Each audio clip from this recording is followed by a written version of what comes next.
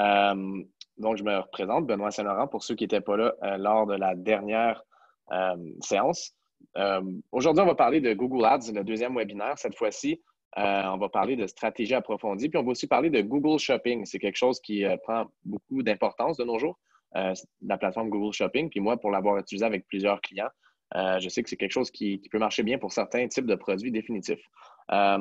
Donc, moi, c'est ça. Je m'appelle Benoît Saint-Laurent. Je suis présentement à Chypre, sur une île sur la Méditerranée. Je suis à Nicosia présentement, qui est la capitale, dans le fond. Puis, toujours à la même place que la dernière fois, avec la belle salle de conférence qu'on a ici. D'ailleurs, c'est pas un filtre Zoom ou quoi que ce soit. C'est bel et bien un jardin en arrière de moi qu'ils ont construit dans le Business Center ici. On voit les palmiers. Puis, je pense pas que vous pouvez les voir d'ici, mais il y a des petits oiseaux qui se promènent partout, des genres d'oiseaux exotiques. C'est quand même assez intéressant. S'il y en a un qui approche, je vous montrerai. OK. Donc, c'est parti. Aujourd'hui, allons-y. Premièrement, avant de commencer aussi, j'aimerais énormément remercier le CQCD pour m'avoir donné cette opportunité. C'est quelque chose que j'aime beaucoup faire. Et bien entendu, la province, le gouvernement du Québec et la belle ville de Montréal. Donc, c'est parti. Aujourd'hui, à l'agenda, je vais faire un petit retour sur les apprentissages qu'on a eus la semaine dernière, pas la semaine dernière, mais lundi dernier. Je vais retourner un peu là-dessus parce que c'est beaucoup de stock. On va aussi parler de la maintenance parce que la semaine dernière, lundi, pardon, on en a parlé un petit peu moins. Donc là, je vais retourner là-dessus pour vous montrer exactement le processus pour être sûr que c'est bien compris parce que quand vous faites une campagne AdWords, c'est bien de choisir des mots-clés, mais il faut savoir comment faire une bonne maintenance. C'est bien important, donc on retourne là-dessus.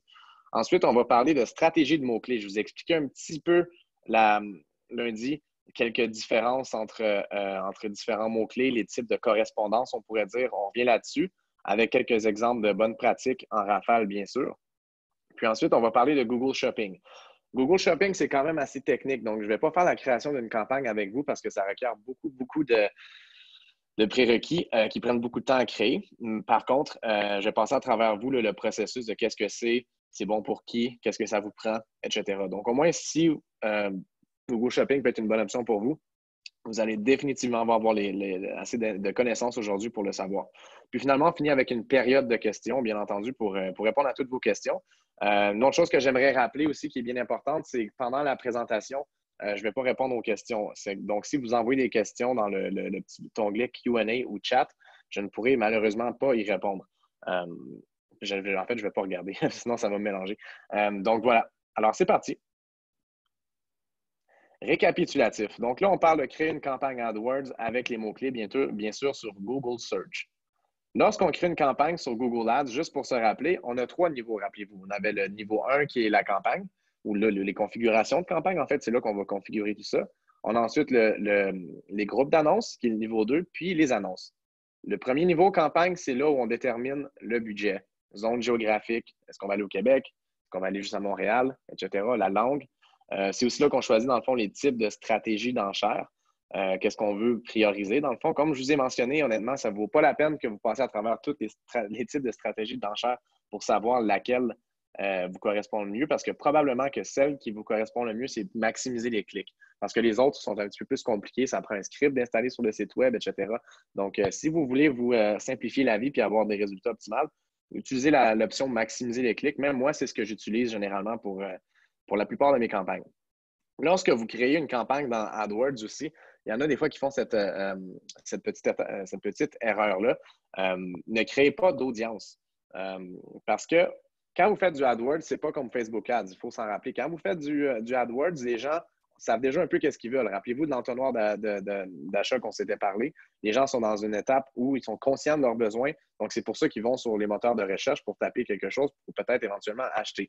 Donc, je crois que les mots-clés filtrent déjà pas mal bien votre public cible à ce moment-là. Parce que ce n'est pas comme sur Facebook où les gens n'ont pas nécessairement demandé à voir votre publicité. Là, à ce moment-là, ça vaut la peine de créer une audience. Mais pour ce qui est de Google Ads, on filtre au niveau des mots-clés. Donc, vous pourriez, si vous voulez, créer une audience avec Google Ads au niveau des paramètres. Le seul problème, c'est que si, par exemple, vous décidez de choisir « je veux juste cibler des filles ou ci et ça », il y a quelques options ici là que vous pouvez faire. Je ne vous le recommande pas parce que, comme je vous dis, la personne va se qualifier en fonction du mot-clé qu'elle va utiliser, pas nécessairement en fonction de son sexe ou quoi que ce soit. Ce n'est pas exactement le même principe, par exemple, que sur Google Ads. Donc, ne créez pas d'audience si vous ne voulez pas perdre d'opportunités. À moins que vous alliez sur des mots-clés qui des volumes de recherche incroyables. Là, peut-être que vous pourriez vous permettre de filtrer, mais je n'embarquerai pas là-dedans aujourd'hui. Donc, premier niveau, ça ressemble à ça pour une création de campagne. Ensuite, on a les groupes d'annonces. C'est probablement l'endroit lors de la création de campagne qui est le plus stratégique parce que c'est là qu'on choisit les mots-clés.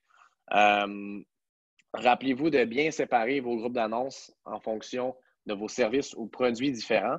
Donc, si par exemple, vous avez un magasin d'hiver, un magasin de vêtements d'hiver, bien, vous allez avoir probablement un groupe d'annonces qui va être manteau, un autre qui va être par exemple peut-être mitaine, un autre qui peut être tuc, etc., etc. Donc, c'est vraiment de diviser vos groupes d'annonces en fonction de la sémantique, dans le fond, en fonction des différents produits ou différents services. Un petit truc que je peux vous donner aussi, j'en ai parlé la semaine dernière, j'arrête pas de dire la semaine dernière, lundi, je vous en ai parlé lundi, c'est d'aller sur votre site web puis regarder un peu comment votre site web est structuré. Si, par exemple, vous avez une section qui est pour tuc, une section qui est manteau, etc., bien là, à ce moment-là, oui, ça vaut la peine définitivement de les séparer ainsi. Si ce n'est pas fait, peut-être que ça ne vaut pas nécessairement la peine. Fait que c'est vraiment de regarder comment votre site web est fait. Puis si vous avez, par exemple, un site web qui manque peut-être d'informations, puis c'est là que c'est cette étape-là qui vous le fait réaliser, bien, à ce moment-là, peut-être qu'avant de lancer votre campagne, ça peut valoir la peine de créer une page à part pour différencier vos catégories de produits, pour ensuite maximiser ou optimiser les résultats de vos campagnes. Donc, rappelez-vous bien sûr, pour les groupes d'annonces, on sépare les produits, services en groupes d'annonces parce que là, à ce moment-là, une fois qu'on a ça de fait, on peut avoir une annonce personnalisée pour ça. C'est pour ça qu'il faut le faire. C'est un peu ça le sens. Parce que là, on a un groupe d'annonces avec des produits de TUC, puis là, on a plein de mots-clés qui sont reliés à ça. Mais quand la personne va taper quelque chose, après ça, on a une annonce juste pour cette personne-là. Puis cette annonce-là, ça va dire, par exemple, hey, on a les TUC les moins chers au Québec. Mais c'est cool parce que c'est très personnalisé. Donc, c'est un peu ça le but. C'est la logique un petit peu à comprendre. Lorsque vous allez chercher vos mots-clés, vous pouvez bien sûr utiliser vos mots-clés avec votre intuition. Par exemple, on donnait lundi l'exemple des avocats. Les premiers mots-clés généraux sont quand même faciles à trouver parce qu'on sait un petit peu qu'est-ce que ça va être. Par contre, des fois, il y a beaucoup de mots-clés on n'avait pas pensé, puis qui vont peut-être vous coûter moins cher aussi. Parce que rappelez-vous que sur Google Ads, c'est de la compétition, c'est du bidding, c'est des enchères. Donc, plus il y a de personnes qui mettent de l'argent sur certains mots-clés, plus ça monte en prix, dans le fond.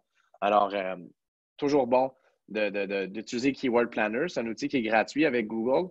On l'a regardé lundi comment y aller. Mais lorsque vous faites une création de campagne, souvent, le Keyword Planner va être juste à côté. On le voit ici dans le petit screenshot que j'ai là.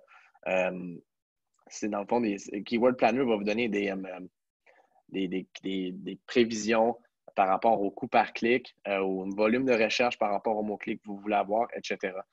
C'est un outil gratuit qui est vraiment le fun. Hein? Donc, moi, par exemple, il y a des fois, pour des clients, je vais créer une campagne, puis là, je vais trouver certains mots-clés, je vais dire, OK, wow, génial, on va utiliser ça. Puis après ça, j'arrive dans Keyword Planner pour voir la pertinence de mes mots-clés, à savoir s'il y a un bon volume de recherche, puis c'est quoi le coût par clic moyen.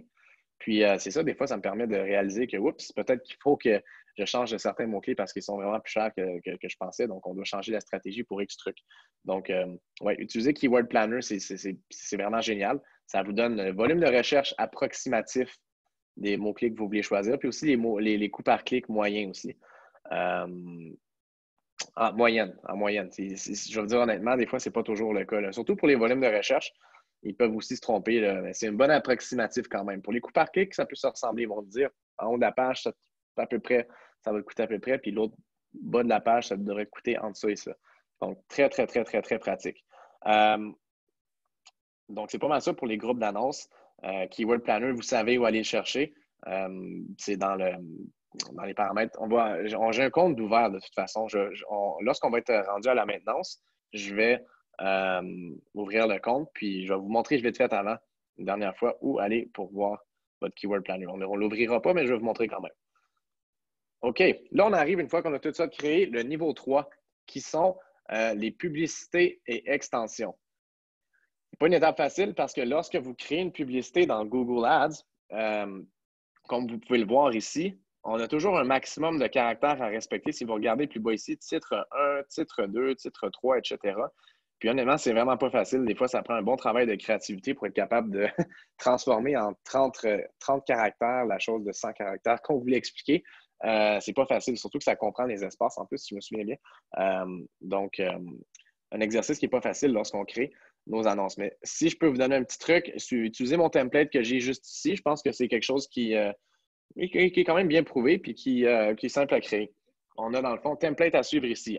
On commence avec titre 1 par le service ou produit parce que la personne tape quelque chose dans Google. Donc, on va être sûr que la première partie de notre annonce corresponde à ce que cette personne-là recherche pour capter son attention. Ensuite, on va mettre le nom de notre compagnie. Donc, en titre 2, nom de la compagnie. Titre 1 ici, titre 2, puis après ça, titre 3. Le titre 3 qu'on a juste en dessous, moi, ce que je suggère de mettre, c'est un texte d'accroche. Par exemple, free shipping, ça pourrait être pas pire, comme livraison gratuite ou fait au Québec. Un genre d'argument de vente, on pourrait dire que vous pourriez utiliser. Rappelez-vous qu'il faut respecter, bien entendu, là, les 30 caractères. Mais voilà.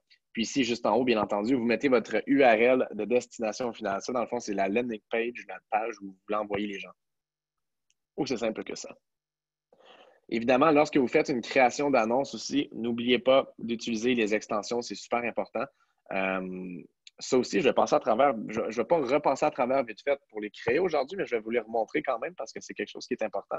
Mais si vous voulez vous rappeler de quelque chose, moi, les types d'extensions que j'aime le plus, ce sont les site link extensions, les liens, liens URL dans le fond, les call-out, ça c'est dans le fond des petits textes, je vais tout vous les montrer. Puis aussi les call extensions, les appels.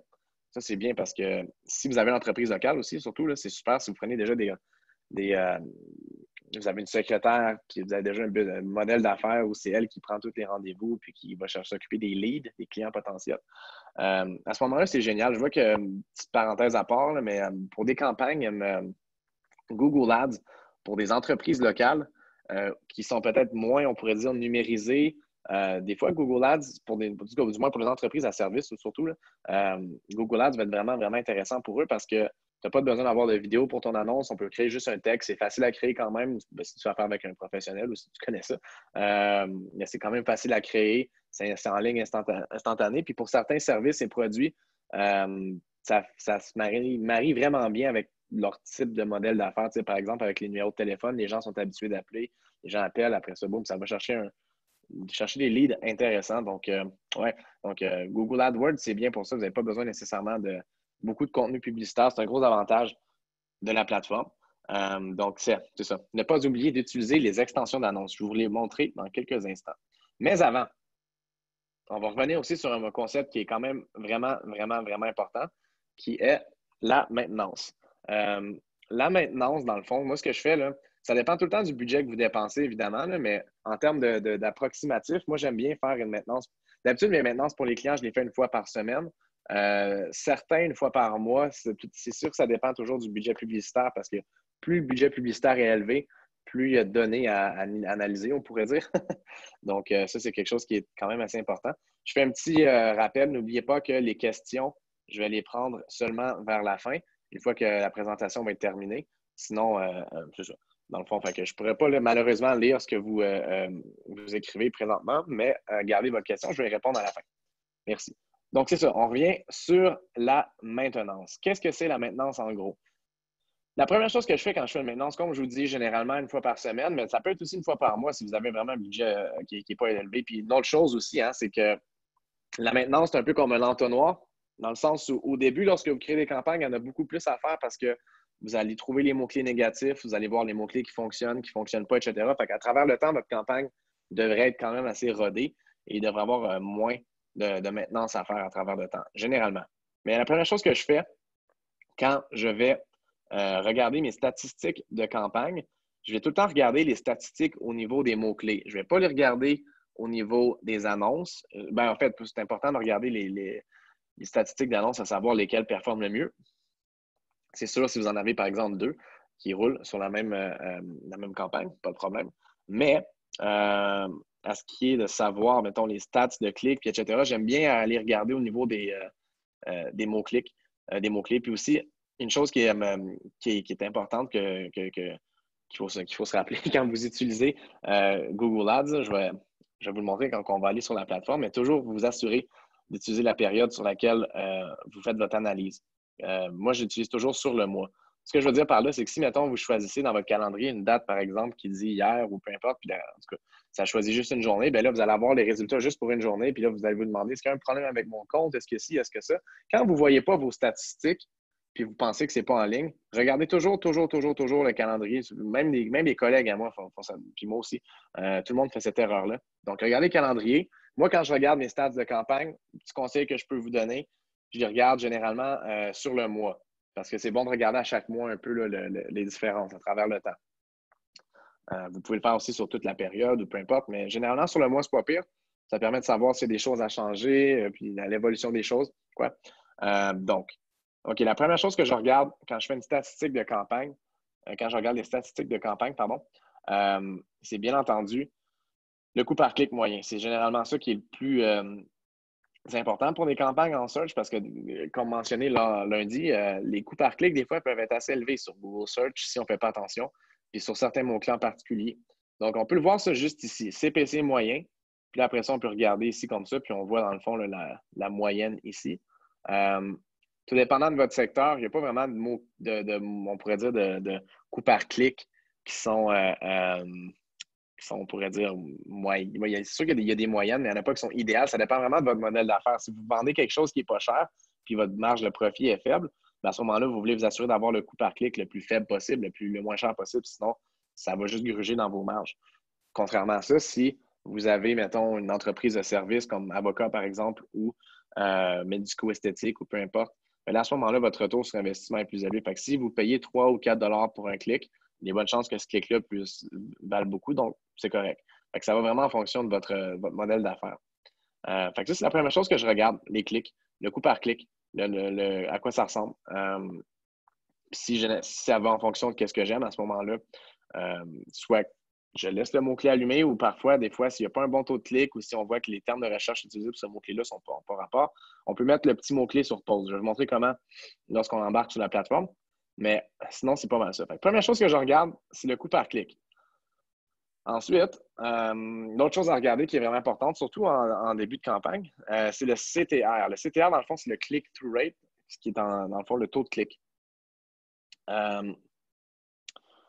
Le taux de clic, c'est quand même pas mal important parce que c'est ça qui dit si votre publicité elle est attirante aux yeux des gens ou pas. Dans le fond, si les gens cliquent ou pas. On en a parlé lundi. Un taux de clic moyen, généralement, ça va se situer entre 1 et 4 pour une campagne sur AdWords. Même que des fois, ça peut être plus bas que ça, puis vous allez quand même avoir des campagnes rentables. C'est possible. C'est définitivement possible. Mais sinon, c'est ça. Ça dépend vraiment des types aussi de mots-clés que vous choisissez. Parce que si vous choisissez, par exemple, un mot-clé comme votre marque, puis que les gens cliquent beaucoup dessus, c'est sûr que votre taux de clic va être élevé. Par contre, les gens connaissaient déjà votre marque. Si c'est un mot-clé, par exemple, TUC, où là, les gens ne connaissent pas votre marque, peut-être qu'il y a moins de chances que la personne clique sur votre annonce. Donc, ça, c'est la réalité à comprendre. Mais sinon, pour avoir un approximatif, entre 1 et 4 de taux de clic, c'est pas mal ce qu'il y a de mieux. On peut le voir juste ici, le CTR, taux de clic, juste à côté ici. Fait que là, on le voit, on descend. Là, regardez les stats de cette campagne-là sont un peu intenses, 14 blablabla. Que voulez-vous? Donc, c'est quelque chose qui. C'est pas le genre de stats que vous verrez souvent. Par contre, là, vous allez, comme je vous dis, 1 à 4 c'est des bonnes campagnes. Je n'ai même pas choisi celui-là par exprès en plus, mais ça arrive des fois qu'il y a des grosses campagnes quand même. L'autre chose à regarder qui est bien, bien, bien importante. Puis ça, c'est dommage, OK, parce que quand j'étais en train de créer le webinaire pour vous aujourd'hui, puis que je suis en train de préparer le tout, moi, c'est quelque chose que je ne regardais pas souvent parce que le coût par clic, pour mes clients dans mon domaine à moi, l'endroit où ils sont situés sur Google n'est pas nécessairement super important, du moins en Google Ads, pas en SEO. Donc, ce n'est pas une stat que je regardais beaucoup, mais je sais que surtout quand on commence des campagnes, on est curieux de savoir où on se positionne sur Google. Est-ce que je suis premier? Est-ce que je suis deuxième? Puis, ce qui était le fun, c'est que jusqu'à récemment, Google te donnait ta position moyenne. Fait que si, mettons, vous disiez, hey Google, moi, je ne veux pas payer plus que 2 piastres du clic, bien là, à ce moment-là, Google, à cause de ça, mettait votre annonce, dans le fond, en deuxième ou en troisième page. C'était facile de le déterminer parce que Google vous disait toujours à peu près où votre annonce se situe en moyenne, en fonction de votre coût par clic estimé ou choisi, pardon, le nombre de les mots-clés que vous choisissez, etc., etc. C'est malheureusement une stat qui n'est plus disponible, reposée en paix. C'est dommage parce que c'est vraiment pratique. Par contre, j'ai trouvé quelque chose qui ressemble un petit peu à ça. Ils l'ont changé pour quelque chose d'autre, puis ils n'ont pas été super vocal par rapport à ça. Il a fallu que je fouille un petit peu. Mais grosso modo, ils ont comme un nouveau truc qui s'appelle impression, pourcentage d'impression, première position absolue. Fait que ça, dans le fond, grosso modo, c'est c'est le pourcentage le nombre de fois que ce mot-clé-là va apparaître en première position dans les 3 premiers résultats, je pense, quelque chose comme ça, ou du moins première position absolue. Fait que ça, dans le fond, 48% du temps, ça veut dire que 65% du temps, mon mot-clé théâtre Gatineau est en première position, 65%, etc. Donc, c'est pas exactement le même calcul, je pense, que c'était auparavant, mais au moins, ça vous donne une bonne impression à savoir si vous êtes souvent en premier ou pas. Mais pour arriver à cette petite affaire-là, je vais vous montrer comment, là, parce que c'est pas quand vous ouvrez AdWords puis que vous ouvrez la plateforme, vous ne le verrez pas, il faut aller le chercher dans la colonne juste ici. Je vais vous montrer comment.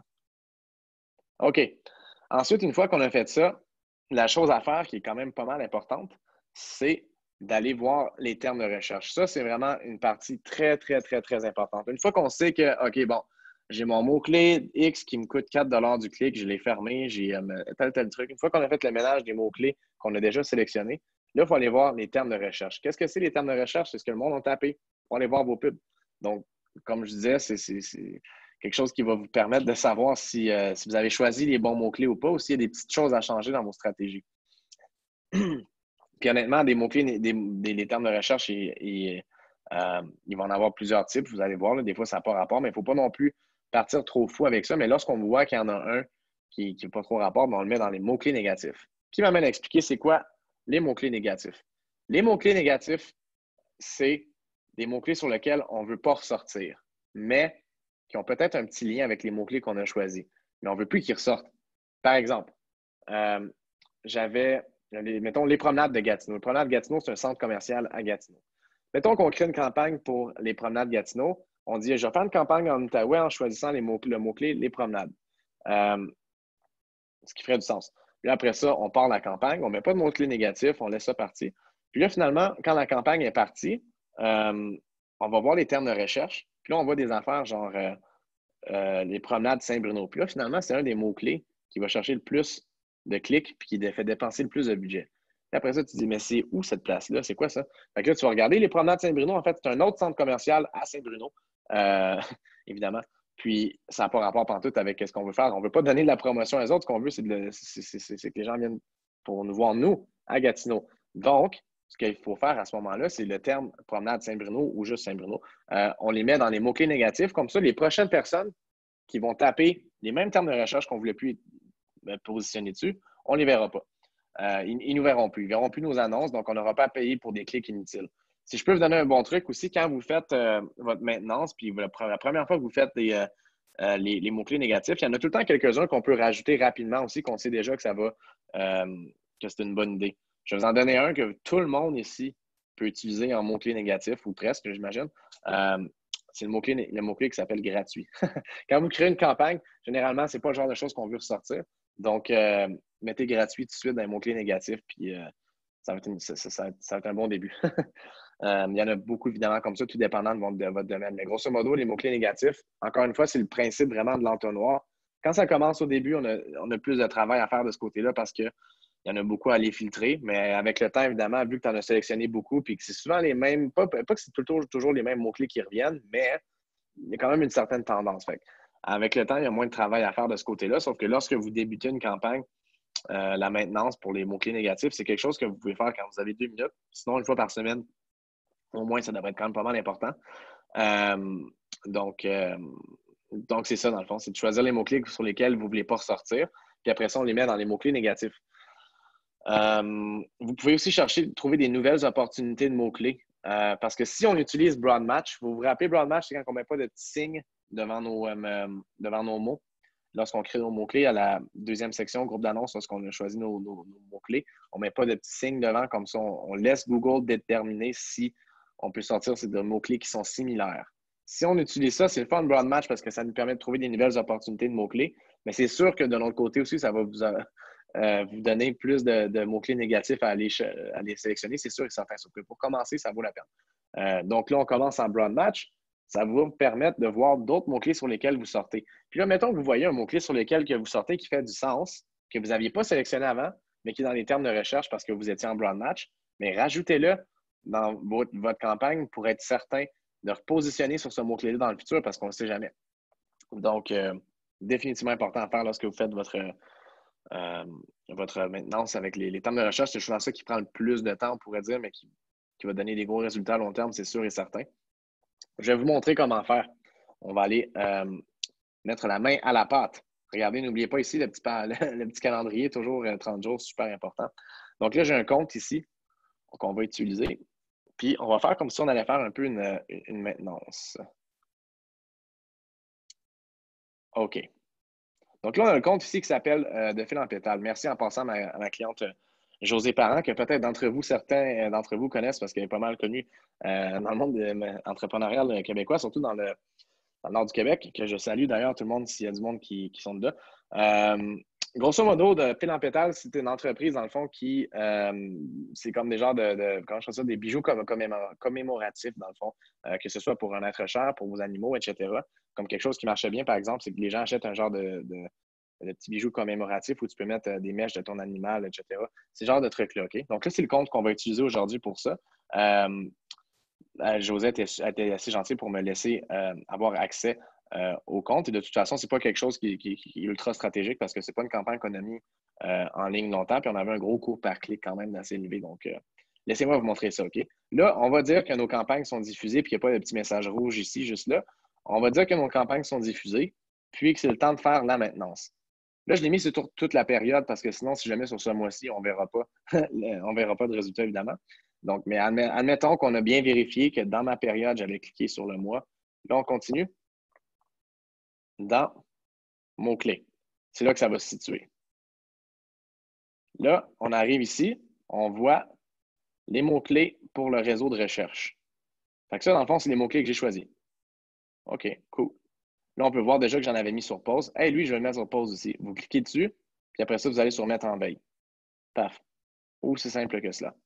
N'oubliez pas ceux qui sont dans le Q&A, je peux juste regarder vers la fin, merci. Regardez ça, on en a plein ici comme ça. Donc ça, dans le fond, c'est les mots-clés qu'on avait choisis à la base. Ça, c'est correct. Je peux voir ici mes stats. Il faut tourner comme ça. Coût par clic moyen. Coût.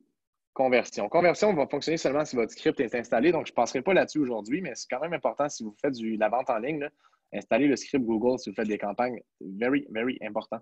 Donc, voilà.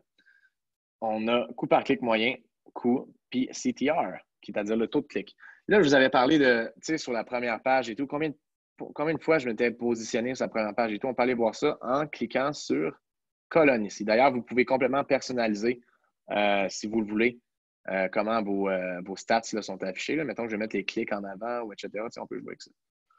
Bon, on va ici dans performance, puis on va ici. Puis là, comme ça nous dit, la petite définition de Google, je l'aime bien. Si elle peut réapparaître, s'il vous plaît.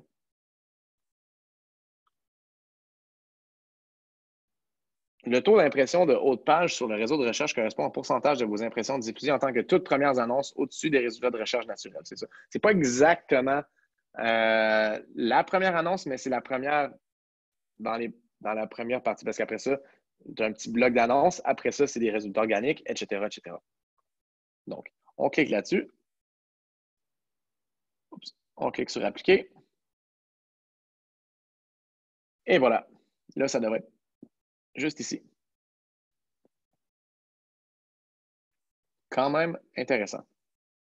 Une fois que vous avez ça, vous êtes en mesure de faire une bonne maintenance puis de regarder vos résultats de recherche. Du moins, les stats, je veux dire, pardon. Mais là, c'est le temps d'aller voir les termes de recherche.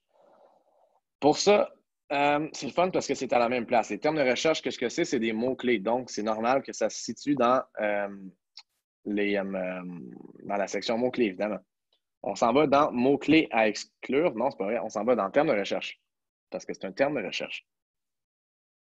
Là, ça, c'est tous les termes de recherche qu'on a ici.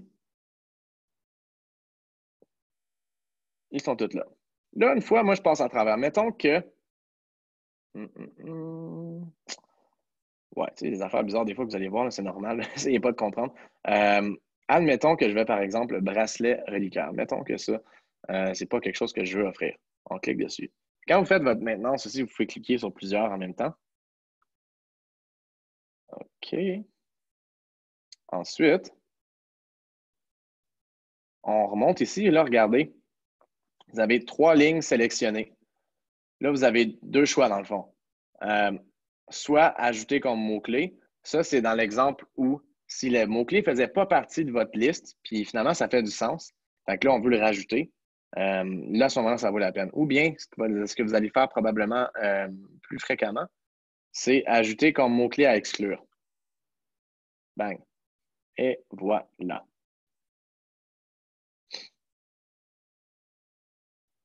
OK. Voilà. Là, une fois qu'on est ici, regardez bien, on a, on a techniquement 3 choix. Là. Je vais parler de ces deux parce que ça, c'est créer une liste à part et tout. Puis c'est pas nécessairement pertinent pour 99% des personnes qui nous écoutent en ce moment. Donc, je vais éviter ce sujet-là. Par contre, vous avez 2 choix qui sont importants. Le premier, c'est est-ce que je veux que mon clé à exclure se retrouve dans mon groupe d'annonces ou dans la campagne? C'est quoi la différence entre les deux? La différence, c'est que, mettons qu'il y a un certain mot-clé que vous ne voulez pas dans l'annonce, dans le groupe d'annonces pour TUC, mais en fait, ce mot-clé-là, il marche très bien pour le groupe d'annonces manteau, mettons. Mais là, à ce moment-là, c'est peut-être le premier que vous voulez choisir parce que vous voulez ce mot-clé, vous voulez que ce mot-clé ressorte sur les autres, certains autres groupes d'annonces, peut-être s'il avait été dans d'autres groupes d'annonces, exemple. Donc là, à ce moment-là, c'est ce qu'il faut faire. Mais généralement, moi, je choisis souvent campagne parce que c'est souvent le cas. C'est quand même rare comme situation où un mot-clé est pertinent pour un groupe d'annonces et pour l'autre, pas pour l'autre. Ben, ça peut arriver, là, c'est sûr, mais en tout cas, dans les derniers temps, ça ne m'est pas arrivé récemment. Fait qu'on choisit campagne. C'est souvent ça ce que je suggère de prendre parce que campagne, c'est peu importe le groupe d'annonces que tu as, le mot gratuit, il ne ressortira pas. Voilà, c'est comme ça. Fait que là, après ça, on clique sur enregistrer.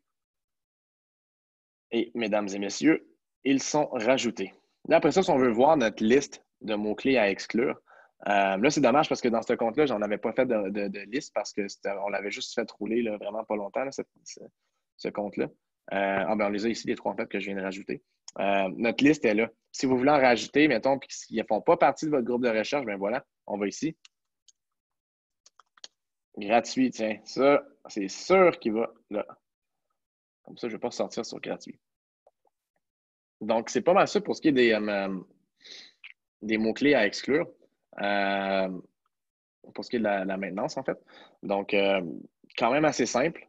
C'est pas trop compliqué, mais c'est sûr que ça prend du temps parce que plus vous avez de budget, plus vous allez avoir une liste longue à passer au travers. Je peux vous donner un petit conseil aussi quand vous faites votre maintenance avec les termes de recherche et tout.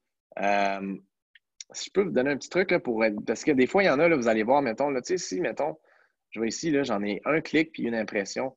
Peut-être que là, cette fois-ci, quand même, celui-là, il a l'air d'un bon exemple, mais de pas un super bon exemple. Mais mettons que tu n'as pas beaucoup de données dessus puis que ça ne sortira pas.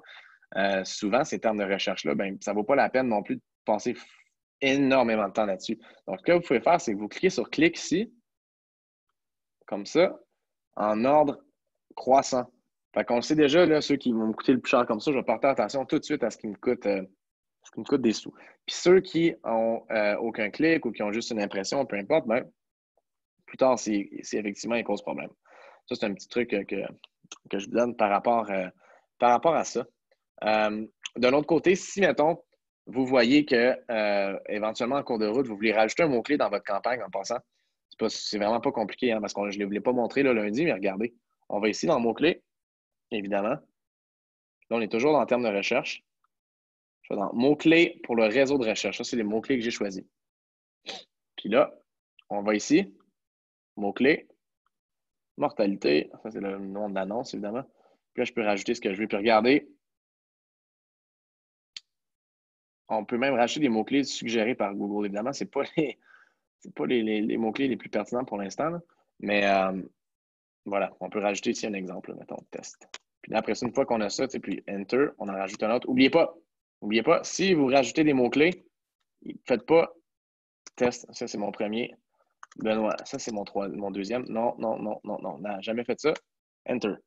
C'est dans le fond une ligne par mot-clé. Puis le mot-clé, c'est pas obligé d'être juste un mot, ça peut être test de mathématiques. Ça peut être un mot-clé, une phrase dans le fond. D'ailleurs, on va parler des types de correspondance dans quelques instants. Ça va être un autre sujet intéressant, mais c'est bon. C'est ici qu'il faut aller pour rajouter des mots-clés éventuellement si on veut. Une autre chose qu'on peut faire lorsqu'on fait la maintenance aussi, surtout lorsque vous testez peut-être deux annonces différentes avec des textes différents ou quoi que ce soit, là, ça peut valoir la peine. C'est d'aller justement ici, dans Annonce, comme vous pouvez le voir juste où j'étais, dans le fond, Annonce et extension, ici. Lorsqu'on va ici, on peut voir nos stats d'annonce. Donc, mettons que je veux comparer, mettons que j'avais deux annonces, puis il y en a une qui a 2 de click-through rate, l'autre qui a 4 de click-through rate, ça peut valoir la peine. Mais je peux vous dire par expérience, comme on peut le voir sur mon exemple ici, moi, je ne fais pas toujours de test A/B pour mes annonces, honnêtement, à moins de tester vraiment deux mots complètement différents, là, deux stratégies, deux optiques complètement différentes. Sinon, comment je peux dire ça? Les résultats, des fois, sont pas. Ça ne va pas être astronomique, on pourrait dire. Ça peut arriver, par contre, si l'annonce était vraiment poche. Une est vraiment poche, l'autre est vraiment bonne, c'est sûr qu'il va y avoir une bonne différence. Mais si vous avez déjà une annonce qui n'est pas pire, juste donner la petite réalité, c'est pas en faisant nécessairement du test A/B dans des textes d'annonce que vous allez voir une énorme différence si votre annonce est déjà pas pire, bien entendu. Donc, voilà. Voilà ce qu'il y en est pour la maintenance. Comme je vous dis, en étape, généralement, c'est quelque chose qui se fait quand même bien. Fait on regarde les stats, on regarde les termes de recherche, on regarde qu'est-ce qu'on peut mettre en mots-clés négatifs et en opportunités comme rajout de mots-clés, bien sûr. Ça, c'est super. Puis ça, faites ça une fois par semaine, une fois par mois, une fois par 2 jours. Si vous venez juste de commencer votre campagne puis vous la roulez à 100 $ par jour, c'est peut-être pas une mauvaise idée. Mais faut quand même avoir une certaine discipline par rapport à ça. Généralement, si vous engagez une agence ou peu importe, c'est quelque chose qui est offert par l'agence, mais voilà. OK, donc on continue. On a mis la main à la pâte pour ce qui est de la maintenance, mais juste avant, je vous avais promis d'aller vous montrer les extensions vite fait. Je vais passer quelques secondes là-dessus, là, mais juste pour vous rappeler, si vous créez des annonces, utilisez des extensions d'annonces. Ça, c'est la première que je préfère, les extensions liens annexes. Fait que dans le fond, tu as ton annonce ici, puis là, tu choisis, dans le fond, des URL différents possibles où les gens peuvent aller, en plus de celui de votre annonce. Fait que mettons que vous avez TUC, par exemple, comme mot-clé, puis c'est la grosse campagne TUC, bien en dessous, ça peut être pas pire d'avoir, par exemple, manteau d'hiver, etc., gants, peu importe. Comme ça, les gens, c'est vrai, j'ai peut-être des gants aussi, ou ce que ça a l'air pas mal plus crédible. Les extensions d'accroche, c'est des petits textes en dessous de l'annonce, dans le fond, livraison gratuite, 24 heures sur 24, etc. C'est vraiment des extensions d'accroche. C'est quand même pratique. L'extension d'appel, c'est vraiment super si le téléphone fait partie de votre lead funnel, on pourrait dire, de votre l'acquisition de clients à ce moment-là. Génial. Puis ce qui est cool, c'est que Google le calcule aussi le nombre de fois que la personne clique sur le téléphone. Si je me souviens bien, par contre, il faut que le numéro de téléphone. Non, c'est pas vrai, j'ai rien dit. Une autre chose que vous pouvez faire aussi qui est quand même pas pire, si vous avez une entreprise locale, c'est l'extension de localisation, dans le fond, où est-ce que vous êtes situé. Comme ça, les gens voient l'adresse. Fait que c'est bien si quelqu'un tape quelque chose, j'ai besoin d'aller, mettons, un gym, par exemple, Gatineau, peu importe. Puis votre annonce va sortir, par exemple, dans le Google Maps. Tu sais, vous l'avez peut-être déjà vu dans le passé, des fois, là, certaines annonces qui sortent sur Google Maps. C'est comme, OK, c'est ça. J'ai tapé quelque chose, je regarde dans Google Maps, c'est une annonce, ça me dit que c'est à telle place. Ça fonctionne super bien, ces types d'annonces-là. Si vous avez une entreprise locale, ça vaut définitivement la peine. Sauf que, évidemment, c'est sûr qu'il peut y avoir un compte Google My Business associé à ça, à votre compte AdWords, dans le fond. Fait qu'il faut associer votre compte AdWords à votre compte Google My Business. Une fois que vous avez fait ça, vous allez pouvoir créer ce genre d'extension-là. Donc, c'est pas mal ça pour les extensions. Puis, un petit dernier rappel aussi, si on veut mais si on veut retrouver notre ami Keyword Planner, on va juste ici, dans Outils et paramètres. On va plus loin ici. On va dans Outils de planification des mots-clés. Boom. Ça, c'est lui qu'on veut pour accéder à Keyword Planner. Voilà. Donc, voilà ce qu'il y en est pour la plateforme Google Ads en soi pour ce qui est de la maintenance et le petit rappel pour la semaine dernière. Là, on va entrer dans quelque chose d'assez intéressant. des stratégies de mots-clés. Il y en a plusieurs types de stratégies que vous pouvez faire, là, comme par exemple long tail, puis tous ces trucs-là. Honnêtement, je ne passerai pas à travers la plupart de ceux-ci parce que moi, par expérience, keep it simple, des fois, c'est ce qui va te donner des bonnes campagnes. On pourrait dire, quand on essaie des fois d'aller trop fancy, des fois, on peut se retrouver avec des résultats un peu bizarres. C'était peut-être plus le cas dans le temps. Auparavant, il y a plusieurs années, quand j'avais commencé, quand je venais juste de débuter, même avec Facebook Ads et Google Ads, c'était peut-être un petit peu plus technique. Puis là, effectivement, les petits clics ici et là, puis les petits twists faisaient une grosse différence, surtout avec Facebook Ads. Mais aujourd'hui, avec l'intelligence artificielle de ces plateformes-là, il faut comprendre une chose il faut comprendre que tout est pas mal. Beaucoup de choses sont automatisées. Donc, des fois, ça ne sert à rien d'aller trop compliqué. Si ça fait du sens. Par contre, il y a des choses qui sont quand même très importantes à comprendre. Dans Google Ads, le plus important, c'est les types de mots-clés correspondance, les types de correspondance, dans le fond. J'en ai parlé brièvement lundi, mais je vais retourner là-dessus aujourd'hui. Broad Match, dans le fond, il y en a 4 types de correspondance. Puis les 4 types ont des avantages puis des désavantages, on pourrait dire. Puis ça va déterminer comment vous allez positionner sur les moteurs de recherche. Fait que là, je donne un premier, Broad Match. Là, dans le fond, vous dites à Google, moi, j'ai choisi le mot-clé tuc d'hiver. Tu peux montrer ma publicité à d'autres personnes si le mot-clé, le terme n'est pas exactement le même, mais tu penses que la sémantique, le sens est la même. Là, à ce moment-là, Google va le faire. Fait que ça a des bons avantages parce que ça vous permet de découvrir des nouveaux mots-clés. Ça vous permet d'avoir un coût par clic qui est moins cher aussi, vraiment étrange des fois. Là. Petit truc que je peux vous donner en part, c'est quand même un petit peu technique. Là. Fait que, là, je m'adresse surtout aux personnes qui roulent leur campagne déjà, peut-être qui avaient déjà besoin d'un petit peu plus d'informations, etc.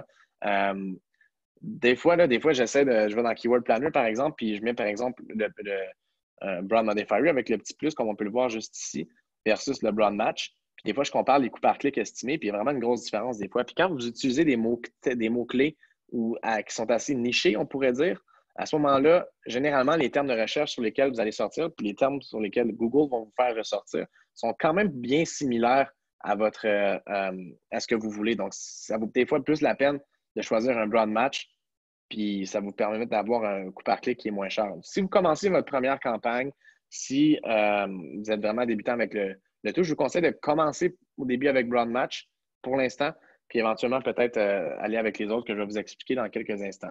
Mais le broad match, c'est bien pour ça. Le coût par clic sont généralement un peu moins chers, sauf que vous allez ressortir dans le fond sur ce que Google décide un peu de vous faire ressortir. Si votre produit est vraiment, on pourrait dire, là, général, on pourrait dire généraliste, là, à ce moment-là, vous risquez de sortir des fois sur des affaires qui n'ont pas rapport. Fait que c'est important de faire la maintenance pour déterminer, trouver tout de suite les mots-clés à exclure. L'exemple que j'ai donné lundi, il est super bon. J'avais un client dans le domaine de la construction, puis il installait des piscines. Donc, on a choisi le mot-clé installation de piscine. Puis, en fait, c'est pas nous autres qui avaient choisi, c'était ses campagnes antérieures parce que nous, on faisait nos dits, mais en tout cas. Puis là, finalement, on regarde des termes de recherche, puis on voit genre ballon de plage plus piscine. Ça n'a zéro rapport, mais pourtant, on était ressorti sur ce mot-clé-là à cause de ce terme-là de recherche. Donc faire vraiment attention avec ça. Mais l'exemple que je donne ici, regardez, quand on est dans Google, puis on veut utiliser du broad match, là, à ce moment-là, on tape avocat Montréal. Puis une fois qu'on a ça, le résultat de recherche pourrait être quelque chose comme cabinet d'avocat dans Westmount. Voyez-vous, il n'y a pas Montréal pantoute, mais Google s'est dit Westmount, OK, parfait, cabinet d'avocat, la personne était à Montréal lorsqu'elle a fait la recherche, blablabla. Donc, on va lui montrer ça. C'est un bon exemple comme ça. Sinon, ça, c'était le premier, le mot-clé broad match. C'est lui qu'on voit le plus souvent, généralement, que les gens utilisent de plus en plus. Puis même les experts aujourd'hui, comme moi, par exemple, je l'utilise pour beaucoup de campagnes. Puis moi, j'aime ça tester aussi, là, mais c'est quelque chose à faire, tester les différents types de correspondance, savoir lequel vous donne un meilleur coup par clic.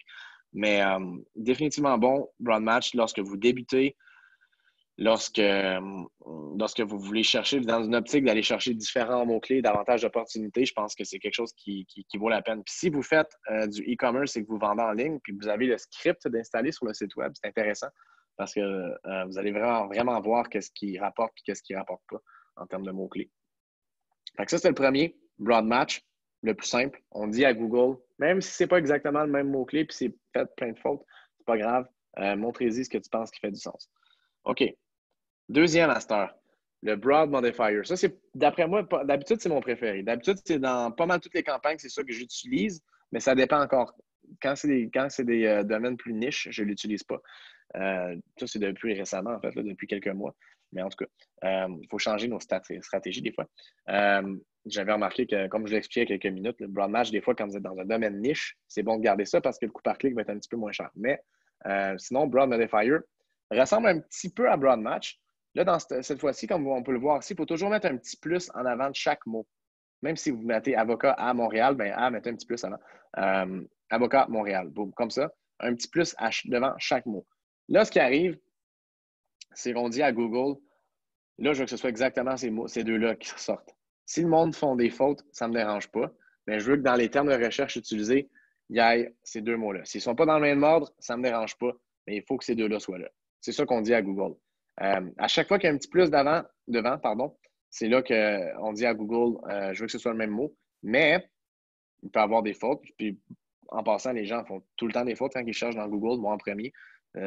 Souvent par paresse, parce que tu tapes quelque chose, tu sais que c'est pas la bonne affaire, mais tu sais que Google va te suggérer une suggestion. Donc, c'est pour ça que c'est important d'utiliser ces genres de mots-clés-là. Vous allez voir par après avec les autres mots-clés. Rappelez-vous de ce petit. Cette petite réalité-là. Donc là, on a ça ici. Avocat Montréal, avec les petits plus en avant. Évidemment, on va ressortir à ce moment-là. Il peut y avoir d'autres mots-clés par après, etc. C'est sûr et certain. Mais le résultat que ça peut donner, par exemple, c'est ici. Le résultat, avocat au criminel à Montréal. Vous voyez, on a nos deux mots-clés ici. Lui, il y a peut-être, mettons, des mots de plus ou peu importe, une lettre de plus, un S au pluriel, il va ressortir quand même parce que Google prend en considération les fautes d'orthographe. Il y a des mots au criminel qui n'étaient pas dans mes mots-clés, mais parce que j'ai ces deux-là, ça ressort. Donc, généralement, c'est quand même quelque chose qui marche bien parce que c'est un bon compromis entre trop précis puis trop broad. En français, ce serait trop vague, peut-être. Pas vague, mais en tout cas trop large, voilà. Donc, j'aime bien ça, les broad modifiers. C'est généralement ça qui me donne les meilleurs résultats parce que si tu fais une bonne sélection de mots-clés, comme par exemple, mettons, acheter TUC en ligne ou acheter TUC Montréal, peu importe, ben tu devrais être pas pire. Puis, tu ne veux pas t'arranger non plus pour avoir un coût par clic qui est trop élevé. Donc, généralement, c'est lui que j'utilise le plus. Il faut toujours se rappeler d'utiliser un petit plus avant, à chaque fois, devant chaque mot. Je vais retourner après, là, une fois qu'on a parlé des 4 types de correspondance. Je vais retourner dans AdWords, puis je vais dans la plateforme, là, puis je vais vous montrer le vite fait, là, juste pour pas que vous, en tout cas, pour que tout aille bien, puis que vous visualisiez vraiment bien comment faire. Voilà. Donc, Broad Modifier, la petite note que je pourrais donner, pas en bémol, mais ça dépend vraiment de votre domaine. Si votre domaine, comme je vous disais, puis vos mots-clés sont quand même assez niches, essayez des fois peut-être Broad Match et Broad Modifier pour comparer. Vous allez voir que peut-être que Broad Match va vous faire ressortir à peu près les mêmes termes de recherche, mais avec un coût par clic vraiment moins cher. Des fois, ça fait vraiment une différence. Comme je vous dis, dans des domaines niches, quand c'est des mots-clés qui sont quand même assez pas complexes, mais qui ne sont pas utilisés à part pour certaines choses précisément, à ce moment-là, les termes de recherche ressortis par Google font quand même du sens. Je l'ai vu avec beaucoup de comptes clients. Moi, avant, là, je critiquais tout le monde qui utilisait Broadmatch. Je me disais, ah, ben, mon Dieu, c'est du monde qui ne savent pas comment utiliser la plateforme. Mais là, j'ai commencé à réaliser que dans la dernière année, avec le temps, que Broad Modifier n'est pas nécessairement le meilleur. On pourrait dire des fois, le Broadmatch va t'offrir exactement la même chose pour moins cher, mais je l'ai remarqué surtout dans les domaines niches où c'est des mots-clés spécifiques, dentiste ou des trucs comme ça. Mais si vous êtes plus dans les domaines généraux avec des produits, etc., peut-être qu'il faudrait s'en tenir avec Broad Modifier, définitivement. C'est bon de tester les deux, mais vous pouvez commencer avec Broad Match pour ensuite aller avec Broad Modifier. Aucun problème. Mais ça, c'est les deux premiers types de correspondance. C'est nous qui choisissons lesquels on veut. Comme je vous dis, tout ce qu'on fait, c'est mettre des petits signes en avant ou pas de signes pantoute. Ensuite, on a les types de correspondance phrase match et exact match. Pour vous dire honnêtement, c'est eux autres que moi, j'utilise le moins, mais ils sont quand même pertinents. Je l'utilise pour certaines campagnes, avec peut-être des fois certains objectifs précis, mais ils sont quand même pertinents. Sauf que souvent, c'est ces deux-là qui vont me donner les coûts par clic les plus chers aussi. Plus tu vas précis, plus tu vas à dire à Google, c'est exactement ça que je veux, ça, puis that's it, plus ça risque de te coûter plus cher au clic. Ça, c'est sûr et certain. C'est définitif. Je peux vous confirmer. Donc, le troisième phrase match, c'est, dans le fond, c'est que ça doit être dans les mêmes termes exacts, dans le même ordre choisi pour votre mot-clé, mais il peut y avoir des mots-clés avant puis après.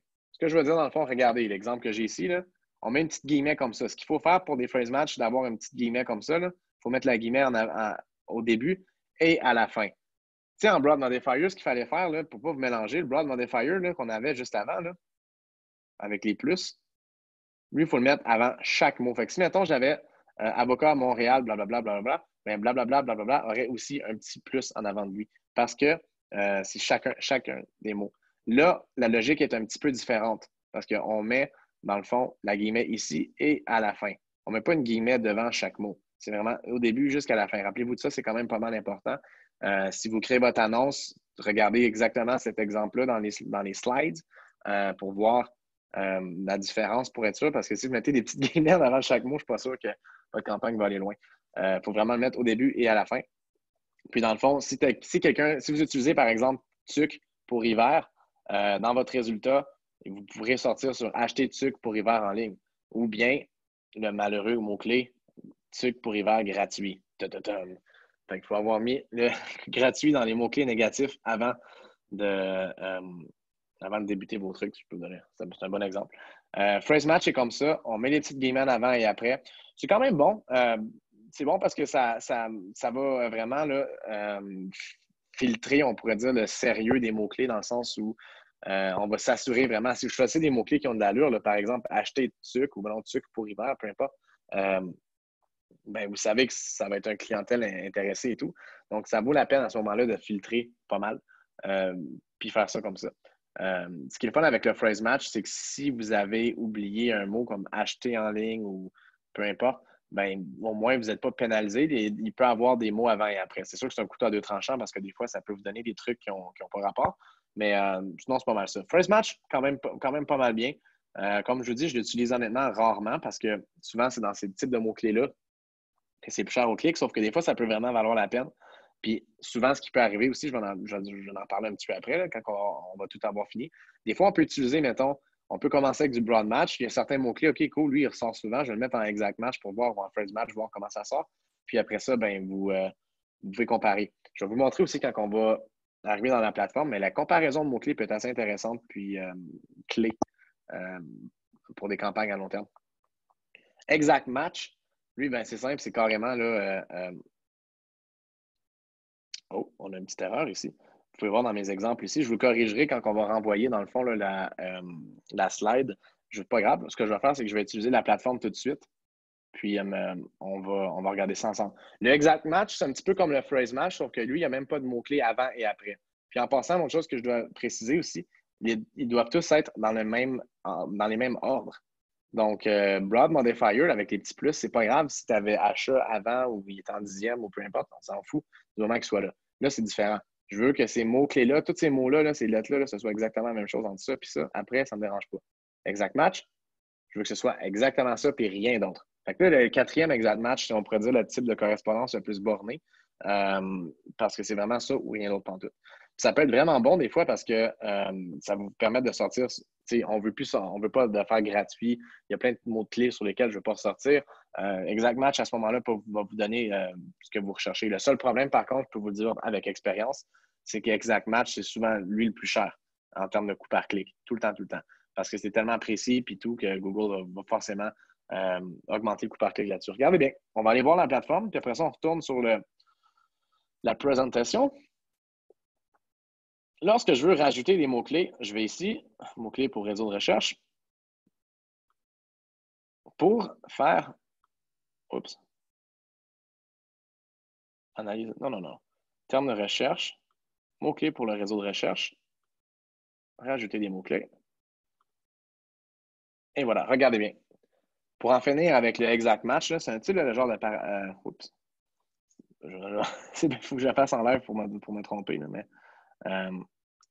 le type de parenthèse, voyons. J'ai de la misère aujourd'hui. Regardez, c'est ce type de parenthèse-là. Fait que c'est pas les parenthèses normales. Regardez bien, c'est vraiment des parenthèses. Il faut peser sur Alt, tout dépendant là, si vous utilisez un Mac ou pas. Mais il faut avoir ce type de parenthèse-là. Si vous faites ça,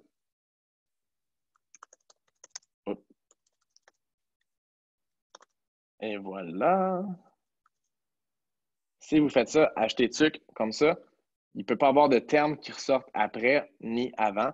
Donc, vous ne vous tromperez pas avec ça. Mais comme je vous dis, c'est probablement ça qui va vous donner le mot-clé le plus cher, le coup par clic le plus cher. Mais ce que vous pouvez faire, par contre, c'est. Oh, puis il n'y a pas d'espace aussi. Hein? Plus, acheter TUC. OK. Ou, on avait dit exact match aussi. Oh, oh, oh, oh.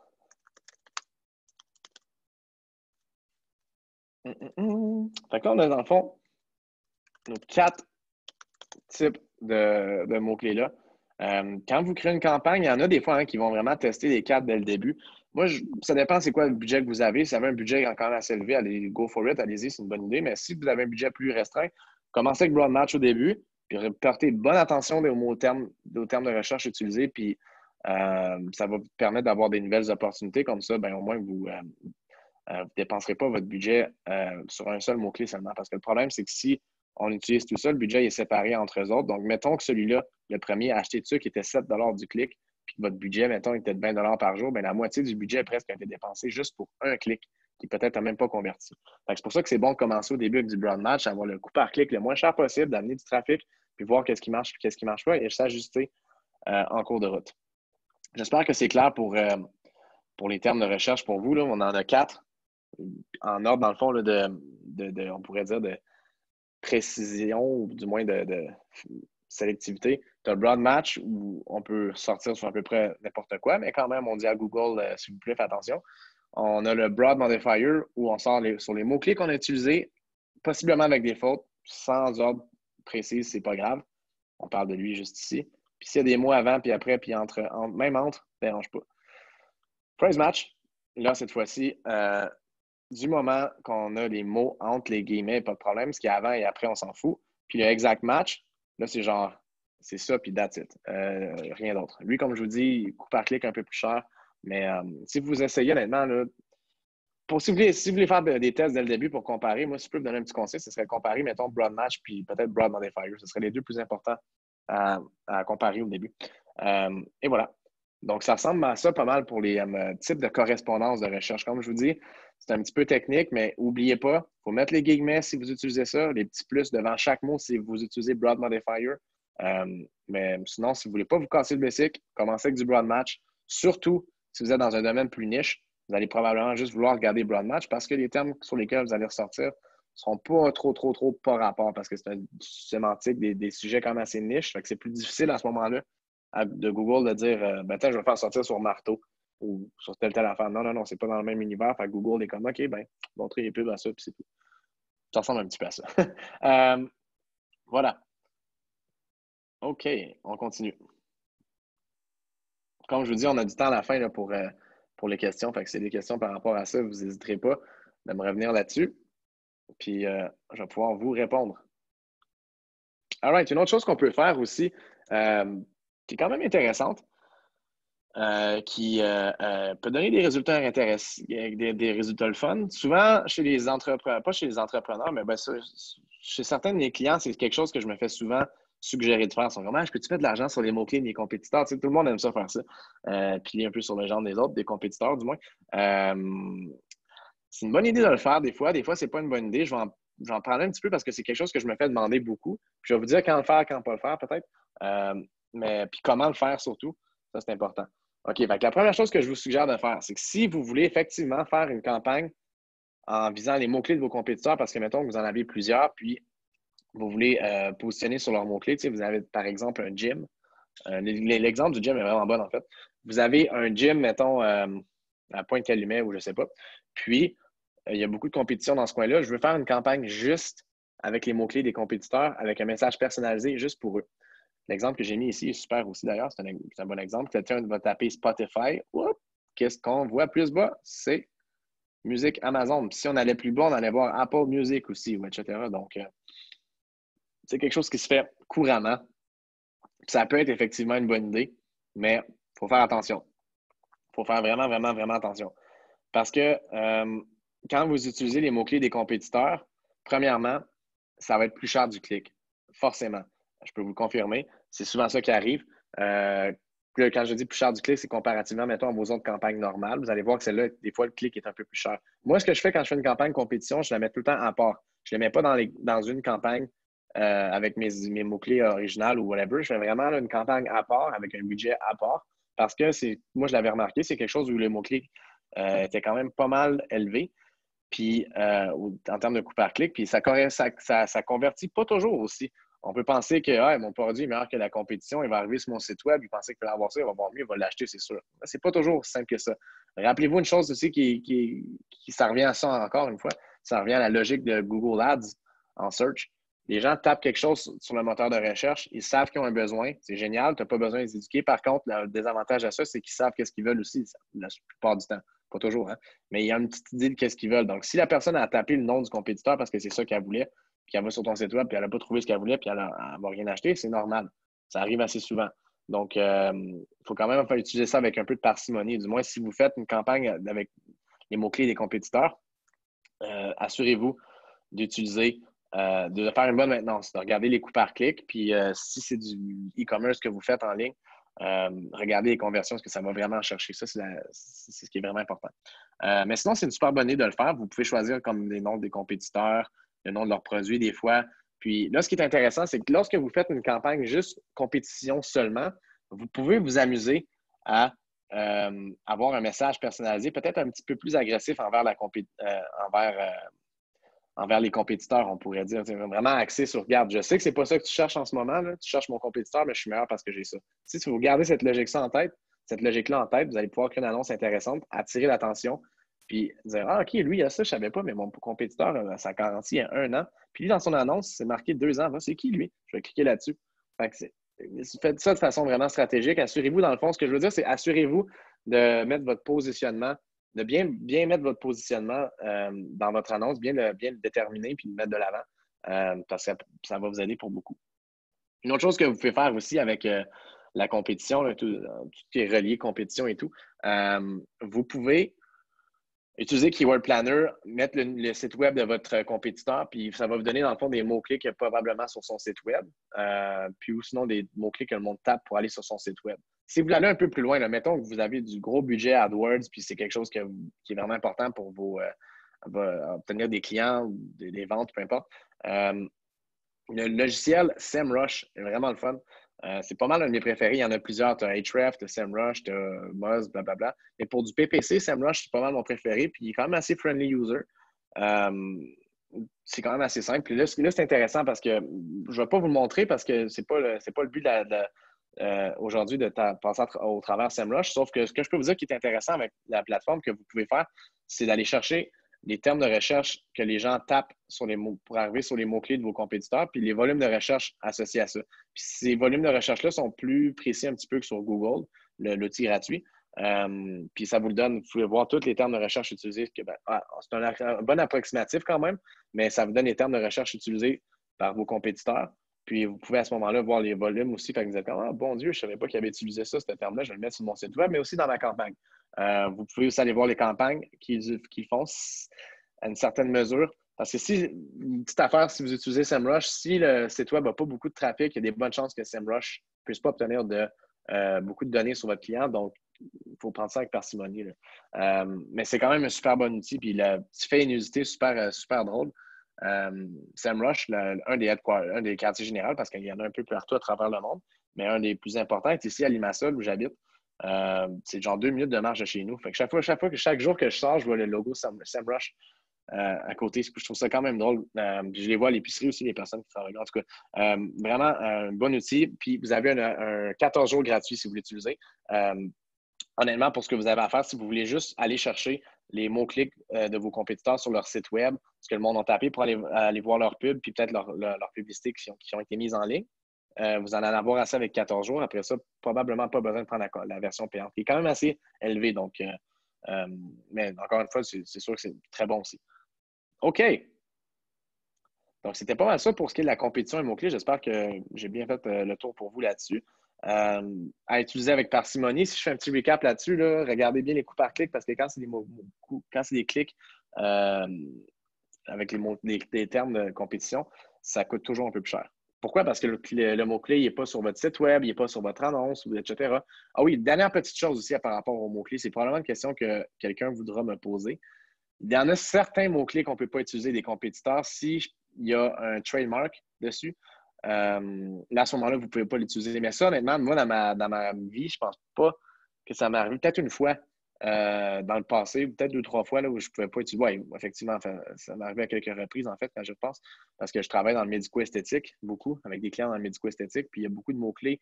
Quand c'est surtout en pharmaceutique, médico-esthétique, des noms de marque, puis des technologies, etc., c'est un petit peu plus complexe, mais sinon, en temps normal, vous allez pouvoir utiliser le nom de votre compétiteur en campagne, puis il ne pourra pas vous poursuivre pour ça. Faites-vous-en pas. À moins qu'il ait mis un trademark ou quelque chose sur ses affaires. OK. Google Shopping. On entend beaucoup parler, on l'utilise même, peut-être que certains d'entre vous l'utilisent. Moi, personnellement, je ne l'ai pas utilisé à plusieurs reprises, sauf que une plateforme très, très intéressante. Puis moi, je le vois avec mes clients. Si vous faites du e-commerce, je m'adresse vraiment à ceux qui font du e-commerce en ce moment. Si vous n'en faites pas, Google Shopping, évidemment, ne vous servira pas à grand-chose. Mais si vous faites de la vente en ligne ou si vous souhaitez faire de la vente en ligne, définitivement considérez Google Shopping. Je le vois avec mes clients. Moi, c'est quand j'ai commencé à faire du Google, c'était juste du search. Puis Google Shopping entrait tranquillement pas vite dans certains pays. Le Canada était disponible. Puis j'ai eu la chance de l'utiliser avec mes clients. Puis au début, c'était quand même obscur. Je me rappelle, je pense que le premier client que j'avais utilisé, c'était avec FondNoops. Puis on ne savait pas trop si ça allait fonctionner ou pas. Puis c'est quand même assez difficile parce que les FondNoops, on ne les vend pas cher. Hein? Donc, c'est pas quelque chose qui est vendu super cher en ligne. Donc, les retours sur investissement et tout, il faut s'assurer d'avoir un par clic qui n'est pas cher. Puis ça avait donné des résultats intéressants. Puis depuis ce temps-là, j'ai continué à m'intéresser à la plateforme puis à me performe, comment je peux dire ça, à devenir meilleur avec celle-ci puis à comprendre davantage. Puis ici, une chose que j'ai réalisée, c'est si vous avez une bonne plateforme web, vous allez tellement vous sauver du trouble. Je vais passer à travers ça, mais vous allez comprendre pourquoi. Mais Google Shopping, qu'est-ce que c'est? Ça ressemble à ça. Vous tapez, mettons, chaussures de sport, running, blablabla, et vous allez sortir sur les moteurs de recherche. Puis là, ce qui est intéressant, c'est on peut voir le prix, on peut voir les différents sites web, on peut voir différents modèles aussi, tout dépendant de ce que vous cherchez, mais on peut voir aussi l'image, chose qui est géniale. Donc, c'est quelque chose qui marche vraiment, vraiment, vraiment bien. Surtout pour des souliers, linge, etc. Là, si vous avez une stratégie ou un modèle d'affaires ou à bas prix, on pourrait dire, où votre force, votre positionnement, c'est les prix bas, vous pouvez faire des belles campagnes sur Google Shopping. Je peux vous le confirmer. Bon, c'est bon pour qui Google Shopping? C'est bon pour, évidemment, les entreprises qui vendent en ligne. Si vous ne vendez pas en ligne ou si vous vendez des services, peut-être que Google Shopping n'est pas bon pour vous. C'est facile à configurer avec Shopify. Si vous avez Shopify, c'est pas que je le marque là-dessus. Si vous avez Shopify, honnêtement, vous avez tout à gagner à utiliser Google Shopping parce que vous allez le voir dans quelques minutes, là, comment je vais expliquer là, le fonctionnement de Google Shopping, qu'est-ce que vous avez besoin comme prérequis et tout. C'est quand même assez complexe. Même moi qui ne suis pas programmeur, mais je connais quand même un peu le web, puis ça fait longtemps que je fais ça, c'est mon pain et mon beurre, je suis sur le web toujours, toujours. Même moi, des fois, j'arrive à me perdre, puis il y a bien des affaires que je ne comprenais pas là, ça va un peu mieux, mais ouais, c'est quand même, quand on commence au début, c'est assez apeurant. Par contre, avec Shopify, c'est une solution intégrée qui permet d'automatiser un paquet de trucs, puis monsieur, madame, tout le monde, presque, peut-être pas monsieur, madame, tout le monde, mais c'est quand même assez facile de créer une campagne, définitif. Google Shopping, comme je vous le disais, c'est bon si vous avez une stratégie de prix bas, de bas prix. Parce que, comme vous l'avez vu dans l'exemple plus bas ici, là, oups, non, reviens ici. Comme vous l'avez vu dans l'exemple ici, on montre déjà les prix. Fait que là, mettons que quelqu'un tape un modèle en particulier, puis il voit effectivement qu'il est différent sur plusieurs autres sites. Bien là, à ce moment-là, il va prendre le moins cher, probablement si c'est le même modèle. Donc, si vous êtes le moins cher, bien, vous allez chercher beaucoup de ventes. Moi, c'est avec mes clients pour lesquels le Google Shopping fonctionne vraiment bien, c'est ça qu'ils m'ont dit, c'est j'ai une stratégie de prix bas. Fait que là, on s'était dit, on va partir des campagnes sur Facebook, on va partir des campagnes sur Google Search, etc., etc. Puis je m'étais dit, on va essayer Google Shopping aussi, juste pour le fun. Puis finalement, c'est une des campagnes qui performe le mieux par rapport aux autres. On avait eu de la misère avec les publicités Facebook, on avait eu de la misère avec ça, mais Shopping, ça allait chercher un paquet de ventes parce que le client avait des prix pas chers, puis des modèles qui avaient un volume de recherche dessus aussi, bien entendu. Donc, lorsque vous avez une stratégie de prix bas, c'est facile pour vous. C'est beaucoup plus facile pour vous de vous distinguer par rapport aux autres. Évidemment, aussi, une chose qui marche bien avec Google Shopping, c'est peut-être des marques connues. Si c'est ça que vous vendez, ça peut aider, évidemment. Ou si vous avez un bon branding aussi. J'ai une cliente là, les autres, ils font leur propre truc complètement, puis ils sont sur Google Shopping. Ils vont rentrer en compétition avec des gros noms comme Simons, où ils vendent ce qu'ils font, ou des genres de gros magasins comme ça. Pourtant, ils continuent à faire des bonnes ventes quand même parce qu'ils sont bien positionnés. Il y a un bon branding, ils sont déjà un peu bien connus au Québec. On fait des campagnes sur Facebook, on fait des campagnes ici et là. Donc, ça aide pas mal. Puis, ils ont des beaux produits aussi. Ça aide beaucoup, bien entendu. Fait que ça, Google Shopping, c'est bon pour vous si vous faites ça. Ça, c'est un petit exemple que j'ai à droite ici de Google Shopping sur mobile. C'est à peu près ça que ça ressemble. Il y a plusieurs formes de placement, on pourrait dire. Ce que Google fait, là, juste pour vous donner un petit surplus d'informations, là, ce que Google fait, ce n'est pas vous qui allez uploader les images manuellement, puis etc. Il va les chercher sur votre site web. Donc, ouais. C'est un petit peu différent que du Facebook où on choisit une vidéo différente ou peu importe. C'est pas la même game. OK. Lorsqu'on veut faire du Google Shopping, on a un premier prérequis qui est quand même pas mal important. Sinon, vous ne pouvez pas le faire de Google Shopping. Ça vous prend un compte Google Merchant Center. Ça, dans le fond, Google Merchant Center, c'est compliqué, mais c'est aussi l'outil qui permet la communication entre votre e-store, votre magasin en ligne, puis les opportunités publicitaires sur Google Ads. Entrer sur Google Shopping, notamment. Donc, dans le fond, c'est le lien entre votre site web, les disponibilités des produits, puis toutes ces affaires-là, puis les publicités. Parce que s'il n'y a plus de produits disponibles, c'est bon plus afficher la publicité, right? Donc, c'est un petit peu ça, Google Merchant Center. C'est là qu'on entre les informations, par exemple, reliées au shipping, combien ça coûte, où est-ce qu'on ship, où est-ce qu'on ship, où est-ce qu'on délivre, livraison, où est-ce qu'on livre, voilà. Tout ce genre d'informations-là. Puis, c'est dans le fond, cette petite plateforme-là qui vous permet de. C'est là que vous uploadez, dans le fond, votre liste de produits. Je vais revenir là-dessus vite fait, là, mais j'essaie de vous expliquer ça de la façon la plus simple possible, Google Merchant Center, mais c'est vraiment là que ça se passe lorsque vous allez vouloir téléverser vos produits. C'est ça qui fait le lien, dans le fond, avec votre boutique en ligne, Shopify ou WooCommerce, peu importe, puis les publicités. Donc, c'est vraiment important. Puis honnêtement, il faut vraiment porter attention aux alertes là-dessus.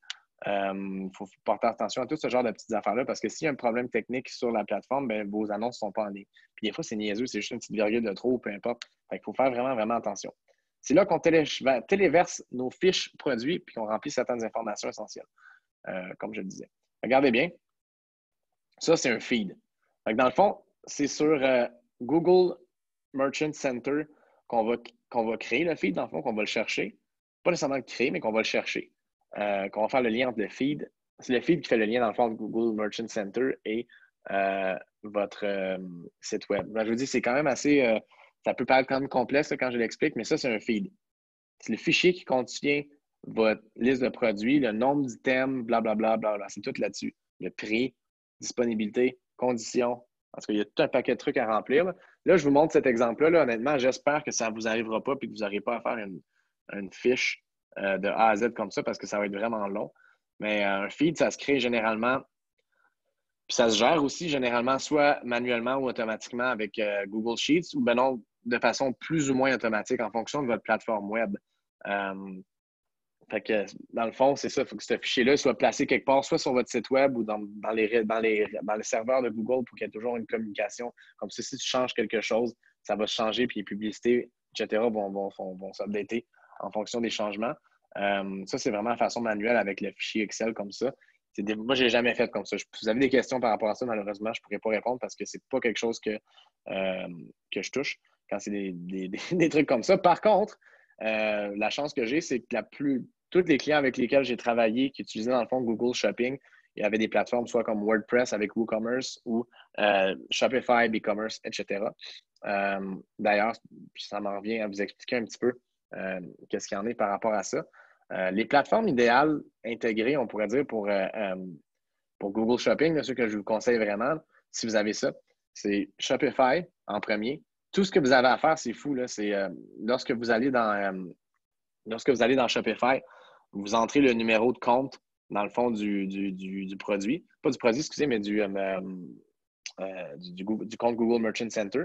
Puis après ça, une fois que ça c'est fait, Shopify va automatiser tout. Va faire la création des fiches produits, vont faire le nombre de stocks, etc. Vous allez avoir des informations à remplir sur Google Merchant Center quand même, comme les prix pour le shipping, certaines conditions ici et là, etc. C'est sûr. Mais ce qui est cool, c'est que le trois quarts, à peu près le trois quarts du travail se fait sur la plateforme même. Fait que c'est beaucoup, beaucoup, beaucoup de temps que vous sauvez, là, les images de produits, etc., etc. Puis là, après ça, on se dit comment que ça fonctionne avec les mots-clés pour Google Shopping, s'il y a un fichier qui va chercher mes trucs. Comment ça fonctionne? Grosso modo, lorsque vous le faites de façon automatisée, c'est ça qui est le fun aussi. Si vous avez un bon référencement sur votre site web, moi, c'est ça que je conseille de faire là, en étapes, OK? Je l'ai fait avec quelques clients dans le passé. Là. Moi, si je vous donne ma formule, on pourrait dire client avec Shopify, on s'entend. Le client, mettons, a besoin de faire du SEO sur son site web. Quand je dis à Google Shopping, Google Merchant Center de créer ma campagne, ils vont me dire est-ce qu'on utilise les mots-clés qui sont sur ton site web? Donc, avant de commencer une campagne shopping, si vous voulez en faire, la meilleure chose à faire dès le début, c'est d'avoir des mots-clés optimisés sur votre site web parce que vous pouvez les utiliser directement pour vos campagnes, ce qui vous évite à faire une recherche de mots-clés deux fois ou d'avoir des mots-clés différents ou peu importe. Donc, si vous avez déjà des bons mots-clés sur votre site web avec votre SEO, puis que vous avez, mettons, vous avez Shopify, etc., là, lorsqu'on fait la création des campagnes, ils vont me demander veux-tu qu'on utilise les mêmes mots-clés sur le site web de façon automatisée? Oui, boum, on continue. Puis là, après ça, dans le fond, ça permet de nous positionner. Puis on sait qu'on a des bons mots-clés sur lesquels on positionne, qu'on va bider, on pourrait dire, parce qu'on a fait de la travail pour le SEO dans le passé pour ça. Shopify, BigCommerce aussi, c'est vraiment intégré. Tu rentres le code, puis c'est simple, ça va créer le feed pour toi avec un API, dans le fond. Puis c'est tout fait de façon automatisée. Tu vas remplir les informations dans Google Merchant Center. Après ça, tu lis. La dernière étape, c'est de lier votre compte à Google AdWords Shopping avec ou le Merchant Center avec le compte Google Ads. Puis là, après ça, c'est parti. Shopify et BigCommerce, vous rentrez le numéro de compte, puis tout se fait pas mal de façon automatisée. C'est quand même simple. WooCommerce avec WordPress, c'est un petit peu différent. C'est quand même simple aussi, mais c'est un petit peu plus complexe parce qu'il faut télécharger tout le temps ça, la deal avec WordPress, c'est télécharger plein d'extensions. Il faut télécharger une extension pour créer, dans le fond, le feed, le petit feed. Tu sais, là, la fiche Excel que je vous ai montrée, ce ne sera pas une fiche Excel quand vous le faites avec ça, bien entendu, puis vous n'aurez pas à jouer dans Excel. Mais si vous avez un WordPress avec WooCommerce, il y a des extensions que vous pouvez télécharger. Il y en a qui sont gratuites, il y en a qui sont payantes, qui vont créer votre fiche produit, puis vos fiches produits avec les mots-clés, puis tout ce que vous voulez dans le fond, puis ils vont exporter dans le fond vos produits dans Google Merchant Center. Puis là, une fois que tout est correct, une fois que tout est rock'n'roll, dans Google Merchant Center, vos produits seront approuvés. Donc, c'est le fun parce que ça fait tout le travail, on pourrait dire. Mais c'est un petit peu plus compliqué avec le WooCommerce puis WordPress parce que, comme je vous dis, ça prend des extensions externes pour le feed. Ça prend une autre extension pour le compte Google Shopping pour le relier au site web. Ça prend une autre extension pour la mesure des conversions. Voilà. Il y en a beaucoup, là. Fait que, moi, c'est pour ça que j'aime beaucoup Shopify ou BigCommerce à une certaine mesure. Mais Shopify, surtout, c'est intégré. La mesure des conversions se fait automatique. Je n'ai pas besoin de réinstaller quelque chose d'autre pour ça, blablabla. Puis si vous faites du Google Shopping, là, la mesure des conversions, évidemment, c'est ultra important parce que sinon, ça ne vaut pas la peine d'être sur la plateforme. Vous vendez déjà en ligne. Si vous vendez en ligne puis vous faites du Google Shopping, il n'y a aucun doute, vous devez avoir le script installé sur votre site web parce que vous pouvez le faire. Donc, autant le faire. Ce qui résume pas mal de tout pour Google Shopping. Donc, si vous avez des produits, puis vous avez des bons prix, vous avez une bonne notoriété, vous avez un bon positionnement, puis vous avez un bon SEO sur votre site web avec des mots-clés qui sont représentatifs de ce que vous vendez, allez-y, lancez-vous, faites une campagne sur Google Shopping, ça vaut définitivement la peine. Si vous avez une plateforme intégrée, c'est facile quand même à configurer, mais ça prend un petit peu de connaissance quand même. Mais c'est super. Moi, j'adore Google Shopping. Ça, pour certains des clients, c'est number one. Pour certains autres, ça marche un petit peu moins. Comme je dis, ça dépend vraiment de votre type de produit, vos prix, etc. Mais définitivement à essayer. Puis, c'est probablement quelque chose que vous allez avoir à essayer dans le futur. Donc, c'est pas mal ça pour ce qui est d'aujourd'hui. En fait, on arrive déjà à la période de questions. C'est le fun. On a 7 minutes d'avance même. aujourd'hui. Fait que n'hésitez pas avec les questions. Je vais avoir plein de questions aujourd'hui. Ça va être le fun. On a le temps. Donc, je vais commencer à prendre vos questions dans quelques secondes. Je vais mettre mon micro sur mute parce que pas que j'éternue, mais pas loin.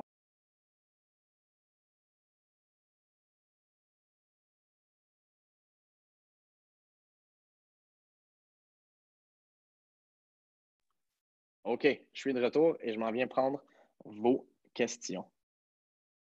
Voilà. Il faut que je quitte le menu de plein écran. OK, on a une question de Mathieu Jean. Est-ce qu'il y a une extension chat qui tomberait sur Messenger par rapport? Ouais. Ça, c'est pas relié nécessairement au contenu d'aujourd'hui, mais oui, il y en a une. Puis, est-ce que vous m'entendez bien? Oui, vous m'entendez bien, excusez, parce que je ne voyais plus le petit verre avec le micro. Oui, il y a des extensions qui, plutôt que d'utiliser là, une plateforme de chat externe, ils vont vous envoyer directement sur Messenger, ce qui est génial. Puis, ouais, moi, je vous suggère d'utiliser ça. Pour beaucoup de mes clients, on l'utilise, puis ça va super bien. Donc, bonne question, Mathieu. Steve, là, on a juste 10 questions, gang, à date. Vous pouvez aller plus loin. Puis, n'oubliez pas, ce n'est pas dans le chat. Manon, s'il vous plaît, écrire dans Q&A. C'est là-dessus que je vais répondre à tout. Steve, le son vient de diminuer. Ah, c'est bon, c'est revenu. OK, bon, mais j'espère que ça n'a pas été trop long pour le son de diminuer. S'il y a quelque chose que vous n'avez pas compris, bien entendu, c'est le temps là de me l'écrire en question. OK, Jean-Sébastien, y a-t-il une façon d'améliorer le taux d'impression de première position absolue ou c'est totalement aléatoire? Bonne question, Jean-Sébastien. Il y a une façon, effectivement, de l'améliorer. Je t'invite à regarder un petit peu sur, je pense, si tu regardes sur Google, là, tu tapes les mots-clés comme qu'est-ce qui détermine le positionnement sur Google Ads, tu as comme plusieurs facteurs. Le premier qui est le plus important, c'est le coût par clic. Si tu décides d'avoir un coût par clic, comme toi, lorsque tu crées ta campagne au début, dis-moi, là, je ne vais pas payer plus que 2$ par clic. Puis finalement, tu es dans un domaine comme les assurances. Il y a des bonnes chances que tu ne ressors pas pantoute. T'sais. Fait que là, à ce moment-là, ton problème, c'est ton coût par clic choisi maximum qui te limite dans la diffusion de tes publicités. Mais on va encore un peu plus loin aussi, hein, parce que ça dépend. Après ça, Google te donne un genre de score de qualité, on pourrait dire. Ils te disent, en fonction de ton historique, si tu as eu beaucoup de clics dans le passé, dans tes autres campagnes, les mots-clés que tu utilises dans tes campagnes versus s'ils sont sur ton site web, est-ce qu'ils sont sur ta texte de la publicité, c'est plein de petits facteurs comme ça qui déterminent un peu ton positionnement. Mais le plus important, généralement, c'est le coût par clic. C'est lui, généralement, qui va jouer pour beaucoup. Sauf qu'on peut le voir des fois. Il y en a un, c'est Google qui le dit, en fait. Je ne sais pas si c'est vrai, là. Mais il y en a qui disent, parce que Google dit que même si, mettons, les deux disent hey, je veux mettre 3$, je suis prêt à mettre 3$ du clic, l'autre, il dit je suis prêt à mettre 4$ du clic, celui qui met 3$, qui a un meilleur SEO sur son site web, qui a un site web rapide, et ci et ça, va quand même sortir avant l'autre. Donc, quand même intéressant. Il y a beaucoup de facteurs comme ça, mais évidemment, c'est le coût par clic, souvent, c'est lui qui vient jouer pas mal. OK. Anonyme. Dans les extensions d'annonces que j'ai créées lundi, l'une d'entre elles a la mention approuvée diffusion limitée. Ouh! Obligation légale, Russie. Dans la colonne État. Mes services sont offerts au Québec, rien à voir avec la Russie. OK, ça, c'est bizarre, ça. Je sais pas, peut-être que tu as utilisé le mot-clé anonyme, peut-être que tu as utilisé le mot-clé Russie dans tes annonces, je sais pas, dans tes mots-clés, je veux dire, mais c'est la première fois que j'entends parler de ça. Par contre, euh, c'est drôle que il y a deux choses par contre qui sont intéressantes dans ta question. Là. Il y a une chose à prouver avec diffusion limitée, je vais revenir là-dessus dans quelques secondes, mais petite parenthèse, moi ici à Chypre, j'ai beaucoup de clients russes. En fait, c'est pas mal juste avec eux autres que je travaille ici généralement. Puis, je parle pas encore russe, là, mais c'est drôle parce que quand on crée un compte, maintenant, pour des clients russes, si j'utilise la carte de crédit russe, puis les adresses, puis tout, OK, même si c'est à Chypre, en fait. Mais lorsqu'ils voient que c'est russe, je ne sais pas si c'est juste à cause de ça, là, mais j'avais un client, il fallait qu'on c'était de l'immobilier en plus. Ça avait zéro rapport avec la politique ou whatever. Mais on venait juste de créer le compte, puis ça a pris, je pense, comme une semaine ou quelque chose comme ça avant que les publicités soient approuvées. J'avais jamais vu ça dans le passé. Ça prenait énormément de temps. J'avais fait des requests pour savoir qu'est-ce qui se passait, etc. Puis il n'y avait rien qui se passait. Puis quand j'ai parlé à quelqu'un au soutien, quelqu'un m'avait dit ouais, ce passé-là avait été comme flagué comme étant peut-être à risque. Fait que là, je me suis dit flagué par comment ça? Fait que là, j'ai fait le 1+1, j'ai dit peut-être parce que ça vient de Russie. En tout cas. À savoir, je sais pas. Mais pour ta question de Russie, honnêtement, je ne sais vraiment pas, d'après moi. Regarde dans les zones géographiques où tu cibles aussi, hein. Peut-être que c'est ça le problème. Peut-être que tu as mis partout dans le monde sans faire par exprès, puis il y a certaines lois en Russie. Ça pourrait peut-être être ça, je ne sais vraiment pas. J'ai jamais vu ça. Mais quand vous voyez quelque chose qui dit approuver diffusion limitée, c'est quand même rare que ça arrive, mais si vous êtes dans un domaine assez précis, ça pourrait s'expliquer. Moi, comme je vous dis, je travaille beaucoup dans le domaine médico-esthétique. Puis vous allez voir là, juste ici, là, regardez, on parle là, pendant que je vous parle, je vais vous le montrer. C'est quand on va dans les mots-clés pour savoir, ça c'est important évidemment parce que, rappelez-vous, il y a certains mots-clés que vous allez utiliser qui peuvent être acceptés ou qui peuvent être refusés par Google, bien entendu. Vous allez le voir ici dans État. Puis on clique là-dessus. Là, évidemment, c'est sur pause, ça ne verra rien. Je ne le rallumerai pas. Mais c'est là-dessus que vous allez le voir. Puis c'est là qu'on peut voir approuver ou bien, comme mentionné dans ma question précédemment, approuver avec diffusion limitée. Quand c'est approuvé avec diffusion limitée, c'est souvent parce qu'il y a des genres de lois euh, dans, dans l'industrie dans laquelle vous êtes ou les mots-clés que vous utilisez. Souvent, c'est dans du médico-esthétique, pharmaceutique. Je pense que dans le crédit aussi, il y en a pas mal de ça. Ça veut dire que votre publicité, elle est approuvée, qu'elle est diffusée, mais peut-être un petit peu moins qu'une publicité normale. Je pense que c'est ça qu'il veut dire. Je veux dire, bien honnêtement, là, des fois, j'ai de la misère à figurer exactement ce qu'il veut dire par là. Une chose qui est sûre, c'est que quand il y a ce petit message-là, ça veut probablement dire que Google va vérifier sur ton site web. Vous allez probablement devoir faire une demande manuelle là, de comment je peux dire ça là, pour dire à Google, comme moi dans la médico-esthétique, c'est comme une preuve comme quoi c'est une vraie clinique, etc. Peut-être que ça pourrait vous arriver. Mais bon, quand ça dit diffusion limitée, généralement, ça veut dire que ça se pourrait que vous ayez moins d'impressions, moins de clics, que votre pub soit moins vue. Mais je veux dire, par expérience, j'ai des clients qui sont dans le médico-esthétique. Ça fait longtemps que c'est marqué approuvé, diffusion limitée, puis on arrive à dépenser les budgets quotidiennement. Donc, ouais. Fait que, c'est ça techniquement que ça veut dire, c'est qu'il y aurait plus de check-up, qu'il y a plus de contraintes avec ce mot-clé-là, peut-être. Mais that's it. Peut-être que ce que ça pourrait dire, en fait, je viens de penser à ça. Peut-être que si, mettons, tu choisissais ton mot-clé en broad match, puis que là, il va juste montrer, dans le fond, ton mot-clé, mais pas les variantes, parce que c'est un domaine un peu plus tricky. Peut-être que c'est ça. En tout cas. Lucie, bonjour. Si on n'est pas avec Shopify pour notre site web, qu'arrive-t-il? Ben, ça dépend c'est quoi votre plateforme, Lucie. Je veux dire, comme je le dis, j'en ai montré d'autres. Toutes les plateformes, généralement, ça devrait fonctionner avec Google Shopping sans problème, généralement. Il faut vendre en ligne, bien sûr. Sauf que si vous avez tout faire manuel et tout, ça devient vraiment long. Donc, c'est pour ça que je suggère des solutions intégrées comme Shopify. Ou dans le pire des cas, WordPress avec WooCommerce, c'est quelque chose qui est bien aussi. OK. Lucie. Ah, ça, j'ai déjà répondu à ça. Chantal. Bonjour, Chantal. Il me semble que vous avez parlé lors du dernier webinaire que Google donne des subventions pour les OBNL. Est-ce le cas et comment on fait? Oui, effectivement, Google le fait. Ça s'appelle Google Grant. Je vous suggère, Chantal, d'aller aller sur Google. Allez sur Google, tapez Google Grant. Éligibilité peut-être, ou peut-être un petit mot-clé comme ça. Vous allez voir dans le fond les conditions, mais grosso modo, il faut que ce soit une OBNL. Il n'y a aucun but lucratif, bien sûr. En fait, c'est une OBNL. Mais c'est vraiment intense comme les conditions. Quand vous faites du Google Ads avec je regardais ça justement, je pense que c'était hier. Quand vous faites du Google Ads, vous êtes vraiment limité au nombre de mots-clés que vous voulez choisir. C'est souvent des mots-clés comme le nom de votre OBNL, puis des petites affaires vraiment reliées à ça. Il faut que vous ayez un taux de clic supérieur que 5 sinon votre grant il pourrait être refusé. Il y a vraiment plein d'affaires comme ça. C'est quand même assez intense. Sauf qu'il vous donne jusqu'à genre 10 000 de publicité par mois, puis c'est vrai. Mais avec des conditions très strictes. Donc, les chances que vous dépensiez le 10 000 sont vraiment faibles.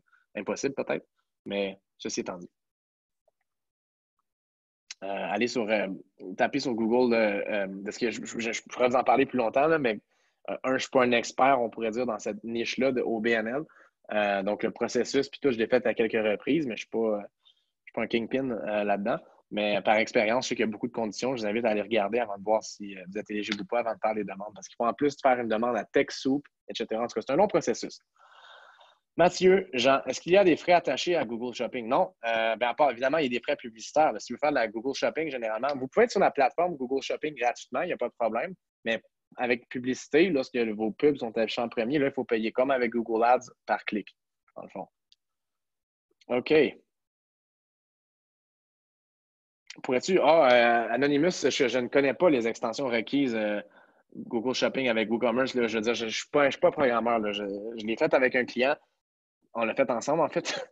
Puis je m'en souviens plus du nom, mais il y en a plusieurs. Moi, ce que je te suggère de faire, Anonyme, ce serait d'aller, encore une fois, sur Google Tab Best Extension for Google Shopping Feed. Probablement que tu vas trouver un article d'une gang de whiz qui vont vous dire lequel choisir parce que ça change aussi à travers le temps. Je ne me rappelle plus lequel qu'on avait utilisé. Mais ouais. Sonia Anne, sur Google Shopping, tu as dit, bonjour Sonia Anne, tu as dit qu'il utilisait des photos de notre site web, mais est-ce qu'on pourrait utiliser nos photos euh, pour vendre et non un produit spécifique, pour vendre une gamme et non un produit spécifique? Ah, boy. Plus ou moins, Sonia Anne. Il y a peut-être le type de publicité, genre showcase, où on peut trouver, dans le fond, on peut montrer plusieurs types de produits, mais encore là, je pense qu'ils sont montrés de façon aléatoire. Donc, je ne crois pas qu'on peut le faire de façon. Vous allez probablement peut-être ressortir sur une section TUC sur Google Shopping, éventuellement, ça, c'est sûr et certain. Mais vous faire de la section TUC avec plein de ou section savon avec plein de savons différents, etc. Je crois pas qu'on peut le faire, non. Je crois pas qu'on peut. C'est une bonne question, non? Mais pour ce qui est des photos, par contre, est-ce qu'on peut choisir des photos individuelles? Honnêtement, j'ai pas la réponse à ça parce que moi, j'ai toujours utilisé des intégrations. Lorsque j'ai aidé des clients à setup leur compte Google Shopping, il y avait des solutions intégrées, Shopify, etc. C'était tout fait de façon automatique, mais je crois pas. Je crois qu'ils prennent directement du site web, Monsieur Google. OK. Yves, Google Shopping intégré avec la plateforme Magento. Oh, c'est une bonne question, Yves. Est-ce qu'avec Magento, dans le fond, pour ceux qui ne savent pas, c'est une plateforme en ligne pour du e-commerce. En fait, c'est avec WordPress. C'est comme un peu c'est votre e-commerce sur votre site WordPress. Soit Magento, WordPress, puis pas WordPress, mais soit Magento, WooCommerce, puis il y en a d'autres, je pense. Mais c'est pas mal les deux plus populaires. Je ne sais pas, Yves, est-ce que c'est un plus gros défi avec Magento, mais j'aurais mon petit doigt à me dire que oui. Parce que moi, généralement, Magento, quand le monde dit, quand le monde me dit qu'ils ont ça, ça fait un petit peu peur.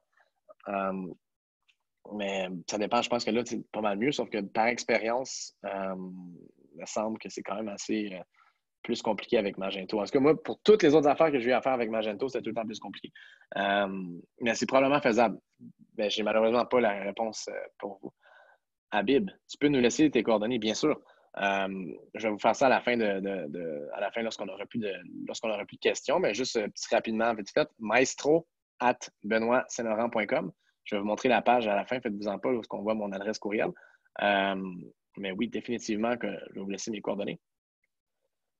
Sonia Anne, disons que j'aimerais essayer Google Search, mais je suis un peu nerveuse pour le côté monétaire. Est-ce que tu peux me recommander une période minimum? Généralement, pour ceux qui veulent tester quelque chose au début, moi, un mois, généralement, c'est en masse pour vous donner une bonne idée. Mais après ça, pour ce qui est du budget, honnêtement, ça dépend vraiment de votre comment je pourrais dire ça? Ça dépend vraiment de votre type de produit et tout. Parce que si, mettons, vous vendez, par exemple, je sais pas, des longboards en ligne, ben, vu que l'achat il est plus cher, les gens prennent plus de temps et tout avant de faire une sélection. Donc, si tu n'as pas beaucoup de budget et que tu ne mets pas sur longtemps, ça ne vous donnera pas une idée.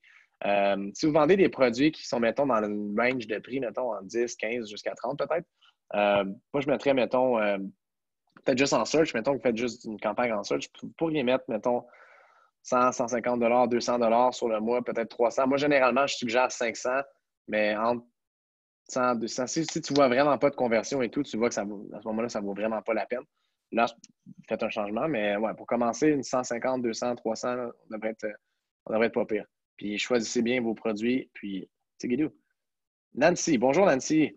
Est-ce qu'on peut faire une campagne en français et en anglais? Dans Search, oui, évidemment, mais séparez bien entendu vos campagnes français-anglais, ce que je suggère parce que les publicités, évidemment, doivent être, puis les mots-clés, les mots-clés doivent être les bons. Si tu as des mots-clés français et anglais dans le même bassin, puis que la publicité est en français, ben, il y a une coupe qu'on va perdre. Mais oui, on peut faire une campagne en français et en anglais sur Google Ads. En shopping maintenant, pas nécessairement. Euh, je crois que c'est possible, mais je sais qu'avec Shopify, tu choisis en français ou en anglais, ou du moins tu choisis ton pays. En tout cas, ça, c'est sûr et certain, Canada ou États-Unis, puis après ça, tu es locked in.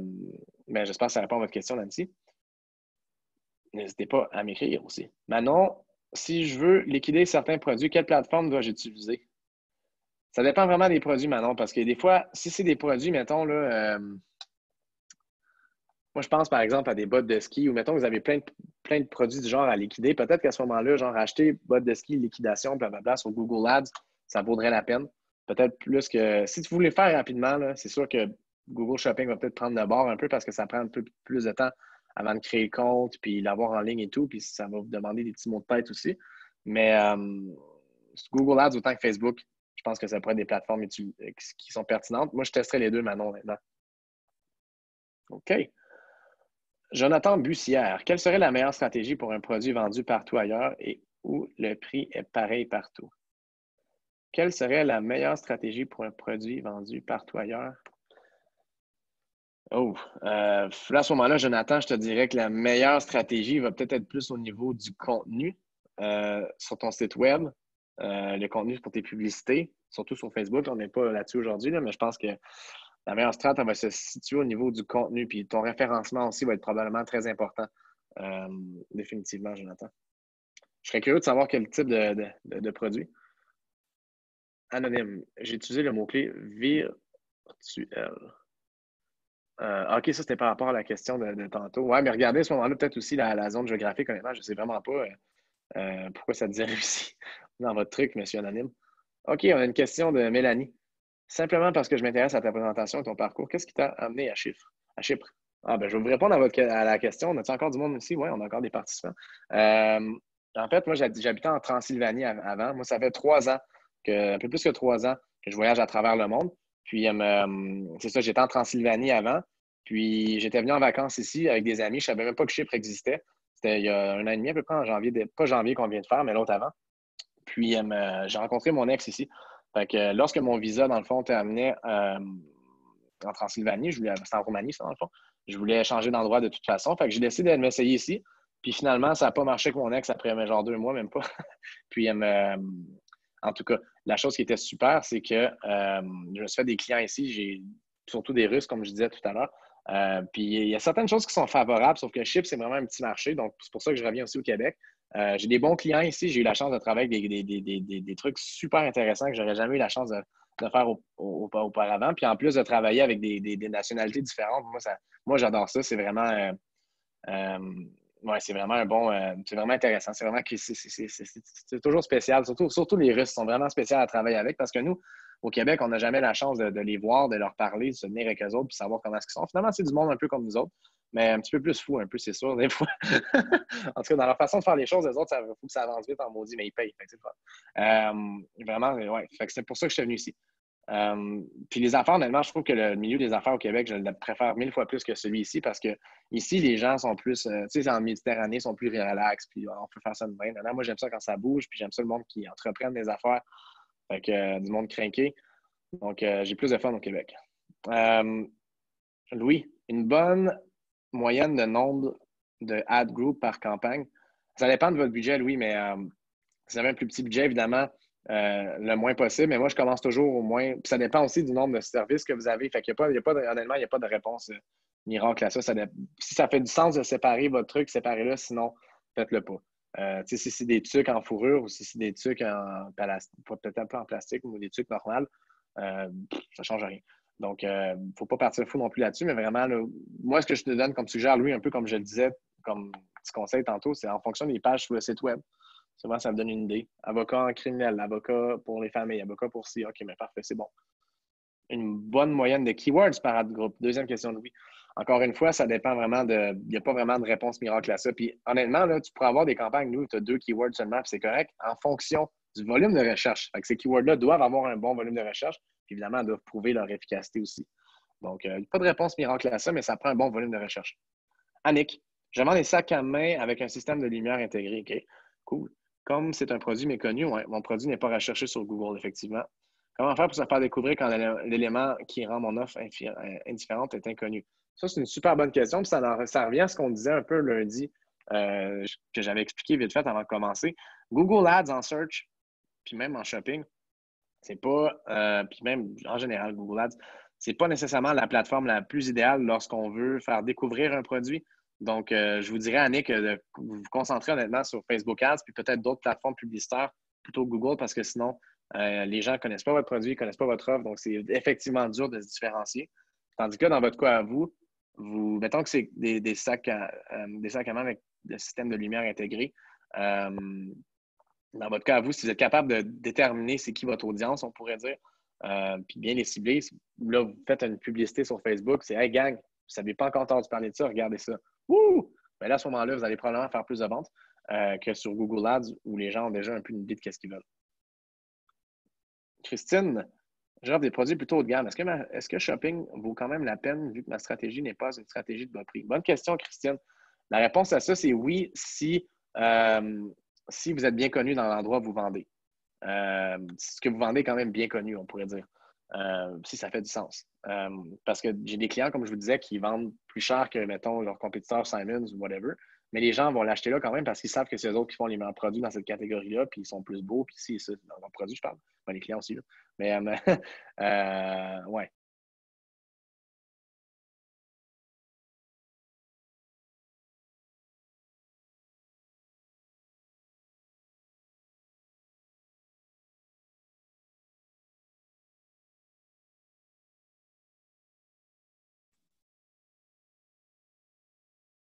Je ne sais pas ce qui s'est passé, gang, mais on m'a perdu pendant quelques secondes. Je suis de retour, faites-vous-en pas. C'est la première fois que je vois ça. Le logiciel a juste complètement arrêté. Puis voilà. Mais je suis là. Fait que, on va continuer les questions. Donc, c'est ça. J'offre des produits plutôt haut de gamme. Juste dans le chat, OK? Quelqu'un peut-tu juste me confirmer que tout est correct? C'est juste pour être sûr parce que le logiciel a complètement lâché. Puis après ça, je suis là. Fait que juste être sûr que tout est beau, là. Parfait, merci. Vous êtes beaucoup à répondre. Merci beaucoup. Fait que Christine, j'offre des produits, c'est ça. La stratégie, puis si c'est du haut prix, ça peut être bon quand même du moment que euh, vos plus hauts prix sont justifiés puis que les gens peuvent le savoir d'avance que c'est pour ça que c'est plus cher. Si c'est, mettons, genre un case à téléphone, tu sais, des affaires où les gens s'en dérangent moins de payer moins cher, ça va être un petit peu plus différent. Ça dépend vraiment de votre industrie puis de votre branding, à quel point c'est connu, puis les gens peuvent comprendre que oui, c'est plus cher, mais c'est meilleur. Un budget réaliste pour 3 mois et 12 mois serait de quel ordre pour être efficace? Question de Christiane. C'est une question qui revient beaucoup. Honnêtement, il n'y a pas de question, il n'y a pas de réponse miracle à ça. Ça dépend vraiment là, comment je peux dire ça? Moi, généralement, regarde, je vais donner. S'il y a une réponse miracle que je peux donner, ce serait peut-être, mettons, 500 par mois, là, c'est comme minimum. En tout cas, selon moi, c'est 200, 300, 500 par mois minimum, sinon c'est impossible de savoir si ça va vous donner des résultats ou pas. Puis sur 12 mois, ben, je vous dis, augmentez votre budget si ça va bien. Le meilleur conseil que je peux vous donner. Elisabeth, bonjour. Bonjour. Chantal, merci Chantal. Elisabeth, ah, un autre. Très intéressant, il semblait que j'ai manqué. Oui, lundi, le cours de lundi, Elisabeth est enregistré aussi, donc vous allez pouvoir l'obtenir sans problème. OK, on a Mathieu qui nous revient à sa question d'extension de chat. Est-ce qu'il y a un qui peut se mettre dans une campagne ads comme l'extension de téléphone? En passant, merci pour ton partage d'expérience. Merci, Mathieu. Je ne suis pas sûr de comprendre la question. Non, OK, l'extension de chat. Non, je viens de comprendre votre question, Mathieu. Il n'a pas encore cette option-là, mais je ne serais pas surpris que ça vienne éventuellement. Mais il n'a pas encore. À ce moment, c'est téléphone, extrait sur le site web. Il y en a d'autres que je n'en ai pas parlé parce que la plupart d'entre vous, ce ne sera pas important. Là. Mais ouais, il n'est pas encore là. Mais c'est une bonne idée. Vous devriez écrire à Google, Mathieu.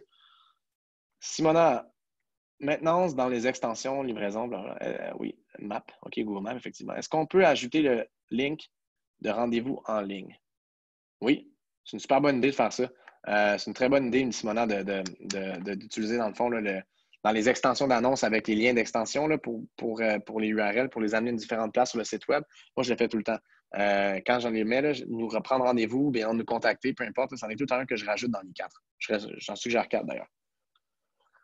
Oui, Magento, même chose que Shopify et toutes les autres plateformes de commerce, c'est un plugin app qui fait la liaison, tout comme Joomla, OpenCommerce, Shopify. OK, cool. Magento, c'est intéressant. OK, c'est bon à savoir. Oui, moi, d'habitude, honnêtement, là, c'est comme je vous dis, moi, dans la dernière que j'ai joué avec, c'était sur WordPress avec WooCommerce. C'était un petit peu plus compliqué que lorsque j'avais utilisé mon Shopify, mais Magento, moi, malheureusement, je n'ai pas l'information, mais c'est bon de me dire ça.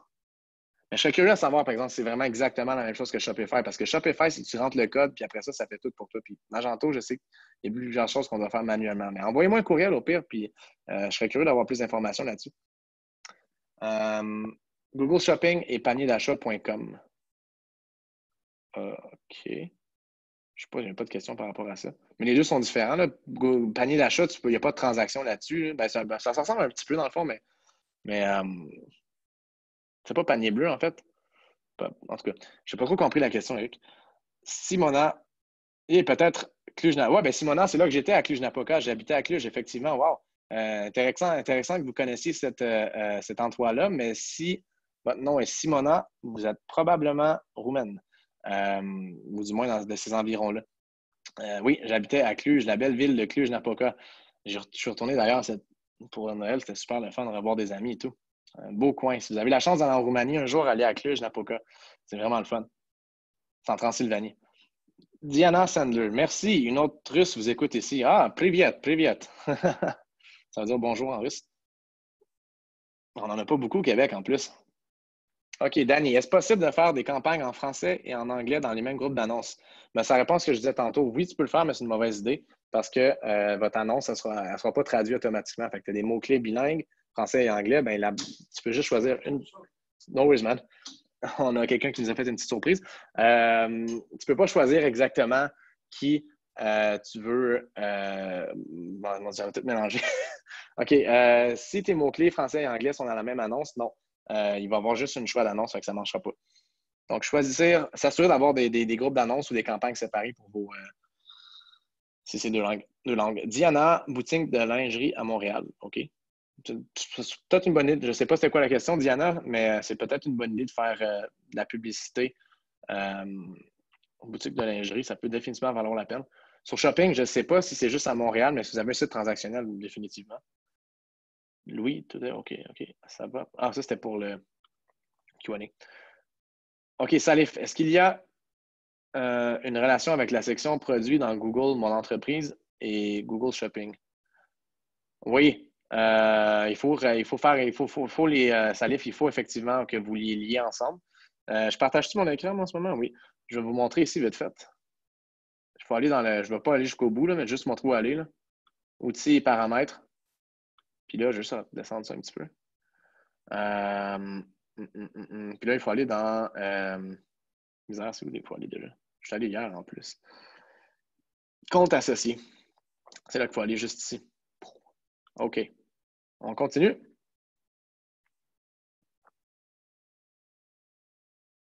Oui, pour l'extension de chat, mais c'est une autre application. Ah, OK, je ne savais pas. Intéressant. M'enverrez les informations, Louis, si vous pouvez, parce que c'est toujours bon d'avoir plus d'informations là-dessus. Surtout Magento, pour moi, c'est comme une bête noire que j'ai jamais vraiment voulu jouer avec, mais peut-être que maintenant, c'est plus simple. Moi, quand j'avais été éduqué là-dessus, c'était il y a quelques années. C'est comme Shopify. C'est comme WordPress, Joomla. Ouais, c'est ça. C'est ça que je comprends, parfait. Simona, OK, effectivement, vous êtes de Cluj. Nice. Bon, mais bonjour, Simona. J'ai d'autres amis de Cluj aussi qui habitent. Une amie qui habite là-bas, à Montréal. Sonia, panier d'achat, c'est comme ça. Ah, OK, Sonia. OK. Panier d'achat, c'est comme ça. Ah, oui, oui, oui, oui, je viens de me rappeler. C'est un peu le Shopify québécois, je me rappelle. Mon Dieu, ça fait longtemps que je n'ai pas joué avec ça. Oui, c'est là-dessus que votre site web est là-dessus, effectivement. Je ne sais vraiment pas, Sonia Anne, à ce moment-là, si vous allez avoir les options intégrées comme Shopify là-dessus. C'est une méchante bonne question. Mais je leur écrirai pour le savoir, c'est comment faire pour arriver sur Google Shopping. Puis le soutien technique va vous donner le how-to, 1, 2, 3, 4. Une bonne idée au moins de comment ça fonctionne. Sur le créer avec leur plateforme à eux, mais ça va être très, très, très différent qu'avec Shopify, c'est sûr et certain. OK. Stéphanie Côté, est-ce que la vente de. C'est drôle, j'ai une cousine qui s'appelle Stéphanie Côté aussi. Est-ce que la vente de billets de spectacle, événements, festivals serait pertinente sur Google Shopping? Je ne pense pas qu'on peut le faire, en fait. À moins que je me trompe, mais je ne pense pas qu'on peut le faire. Je pense que c'est surtout des genres de produits en soi. Par contre, pour du search, ça vaut la peine, définitivement. Puis pas juste pour du search. Je ne sais pas c'est quoi votre entreprise, Stéphanie. Je ne sais pas c'est quoi quel genre d'événements ou spectacles que vous faites, mais il y a beaucoup de choses que vous pouvez faire avec le marketing web. Moi, c'est une de mes passions, là, la musique, c'est ce que j'aime. J'aime beaucoup de la musique. Puis le marketing de la musique, c'est weird, mais c'est comme pas un passe-temps à moi, mais c'est quelque chose que j'aime beaucoup me renseigner dessus. Puis il y a tellement de choses qu'on peut faire. Facebook Ads avec les artistes qui vont être là, dans le fond, tu peux, dans le fond, les styles de musique, targeter les personnes qui aiment X type de trucs. En tout cas, c'est énormément de choses qu'on peut faire avec Facebook Ads, avec Google Ads. Google Ads, c'est simple parce que tu choisis les mots-clés en particulier. Fait que si les gens te connaissent déjà, bon, ben, tu peux déjà te positionner. Puis si tu as des dates, puis tu es dans le même coin, mettons, tu sais, genre Rockfest versus Bluesfest, peut-être ça vaut la peine d'utiliser le mot-clé des compétiteurs. Mais bon, ceci étant dit, définitivement, il y a beaucoup de choses à faire avec ça, mais Shopping, ça ne sera pas votre plateforme pour ça, je crois bien. All right. Donc, s'il y en a qui ont des questions, premièrement, je veux remercier tout le monde. Merci d'avoir participé. C'est vraiment le fun aujourd'hui. J'ai eu du fun. On a eu des bonnes questions encore une fois dans nos deux présentations. C'était super. Encore une fois, je veux remercier énormément le CQCD, le gouvernement du Québec et la belle ville de Montréal. Pour ceux qui veulent me rejoindre, comme je vous disais, moi, je suis consultant en marketing web. J'ai des contrats avec des clients qui sont sur des années. Des fois, j'ai des créations de campagne seulement pour ceux qui veulent commencer. Des fois, je fais des créations de campagne. Je fais de la formation, tout ce genre de trucs-là. Si vous avez des questions aussi par rapport à aujourd'hui ou peu importe, n'hésitez pas à m'écrire au maestro@benoitsaint-laurent.com. Puis ça va me faire un plaisir de vous aider. Puis là-dessus, je vais vous souhaiter à tous une bonne journée, à moins qu'on ait d'autres questions. Je vais prendre un petit. On a encore 3 minutes, là, fait que, ben, à peu près 5 minutes. Je vais enlever mon micro, je vais attendre un petit peu. Puis s'il y en a qui posent des questions ici et là, ben, moi, je vais pouvoir vous répondre vite fait avant que ça finisse.